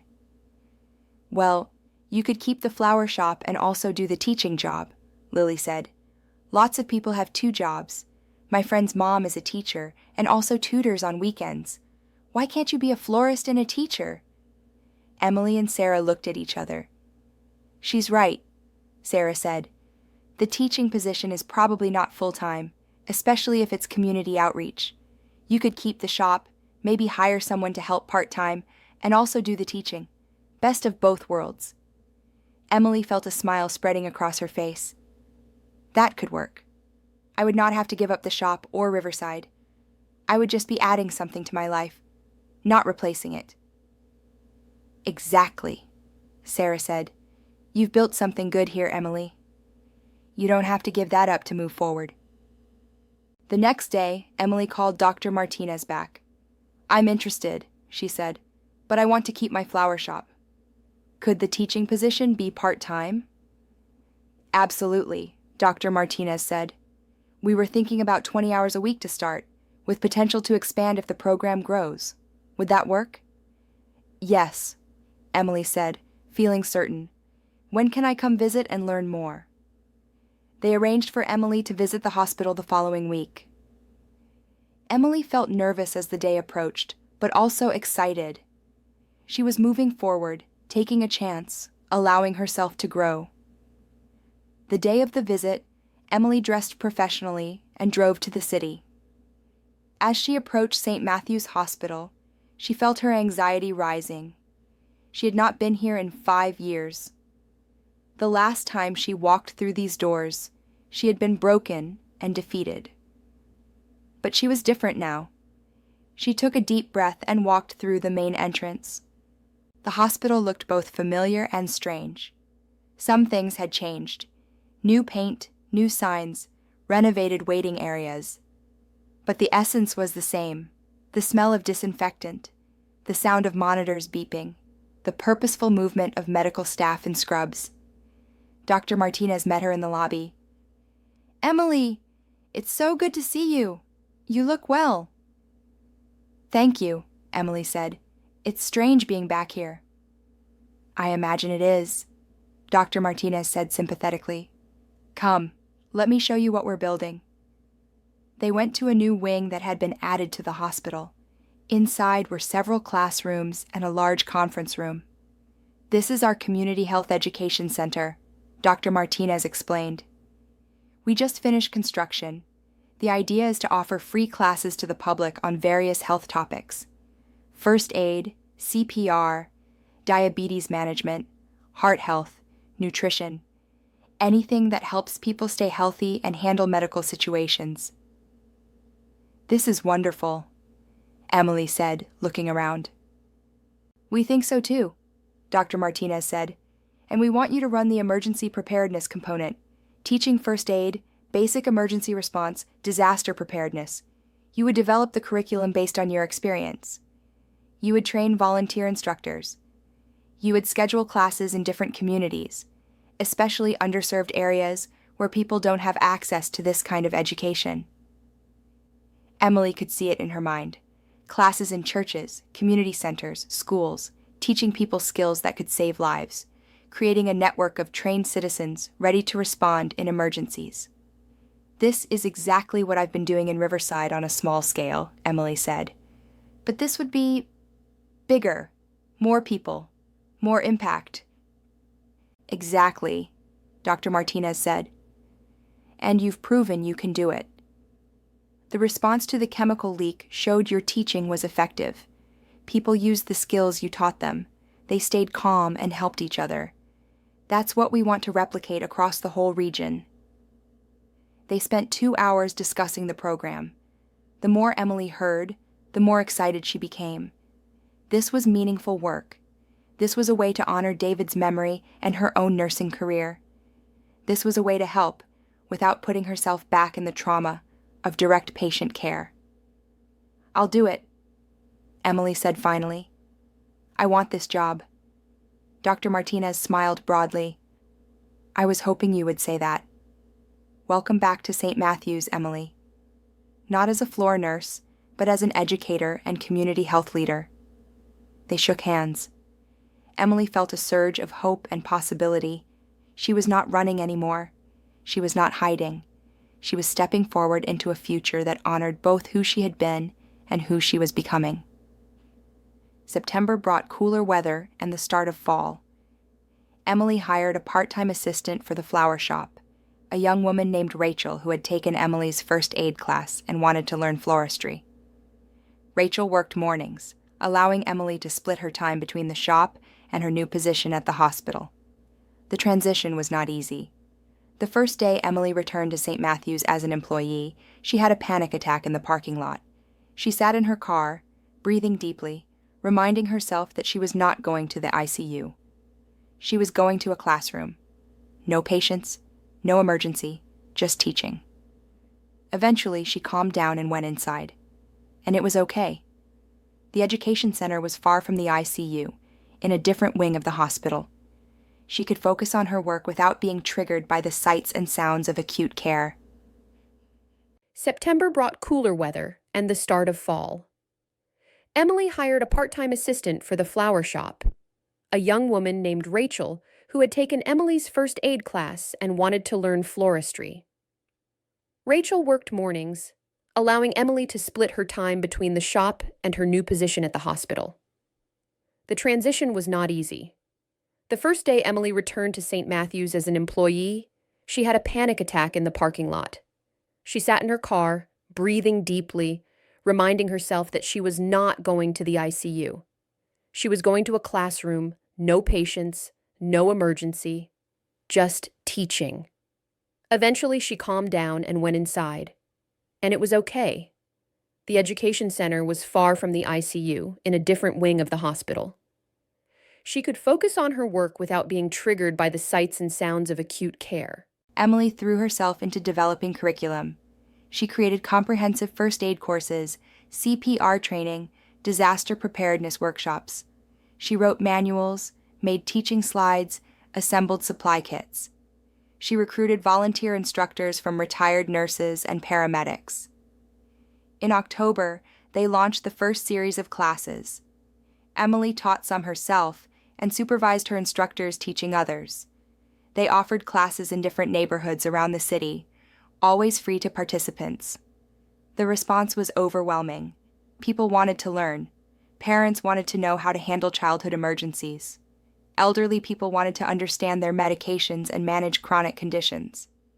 Communities wanted to be prepared for disasters. Emily found that she loved teaching.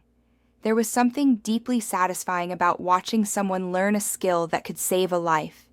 She loved seeing the confidence grow in her students as they practiced CPR, or learned to control bleeding, or understood how to recognize a stroke. One evening, Emily was teaching a class in a church basement in a low-income neighborhood. A young single mother named Keisha was in the class with her 3 children. Keisha worked 2 jobs and could barely afford to take the evening off for the class, but she came because she wanted to be prepared. During the break, Keisha approached Emily. "Thank you for doing this," she said, "for making it free and bringing it to our neighborhood. Most health classes cost money I don't have and happen in places I can't get to. But you came here. You made it possible for me to learn. That means everything." Emily felt tears in her eyes. This was why she did this work. This was the purpose she had been seeking. "Thank you for coming," Emily said, "for making your children's safety a priority even when it's hard. That takes strength." As Emily drove back to Riverside that night, she felt fulfilled in a way she had not felt in years. The flower shop brought her peace and beauty. The teaching brought her purpose and impact. Together, they created a life that felt complete. Back in Riverside, Emily's friendships continued to deepen. She had dinner with Sarah and Lily once a week. She went on walks with James on Saturday mornings. She helped Margaret in her garden on Sunday afternoons. She played chess with Tom Harrison at the cafe. She was part of the community now, woven into its fabric. And it felt good. One Saturday in November, James asked Emily if she would go to the city with him. There was an art exhibit he wanted to see, and he thought Emily might enjoy it too. They spent the day at the museum, looking at paintings and sculptures, talking about art and life and everything in between. Afterward, they had dinner at a nice restaurant. "I've been thinking," James said over dessert, "about what you said once, about how being human with all our limitations is okay. I've been trying to apply that to my own life, to forgive myself for not being perfect, for not being there when David got sick, for all the things I think I should have done differently." "And?" Emily asked gently. "It's hard," James admitted, "but it helps.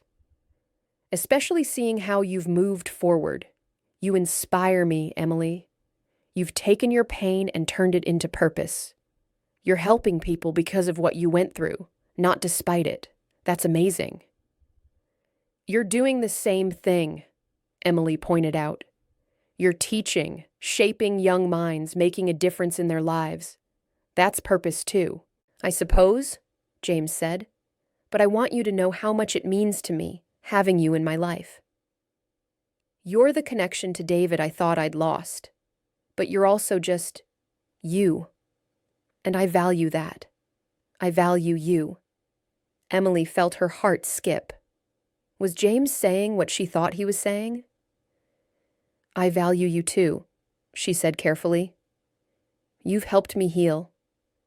You've helped me see that I don't have to carry guilt forever. You've been a true friend." "Friend," James repeated, and Emily heard a question in his voice. She reached across the table and took his hand. "Yes, friend. For now, maybe more someday. But I need to go slowly, James. I'm still figuring out who I am now, what I want, where I'm going. I can't rush into anything." "I understand," James said, squeezing her hand. "I'm not asking for anything you're not ready to give. I just wanted you to know how I feel, that you matter to me, that you're important." "You matter to me too," Emily said. "Very much." They drove back to Riverside holding hands, not saying much, just comfortable in each other's presence. Emily felt a warmth spreading through her chest. Hope, she realized.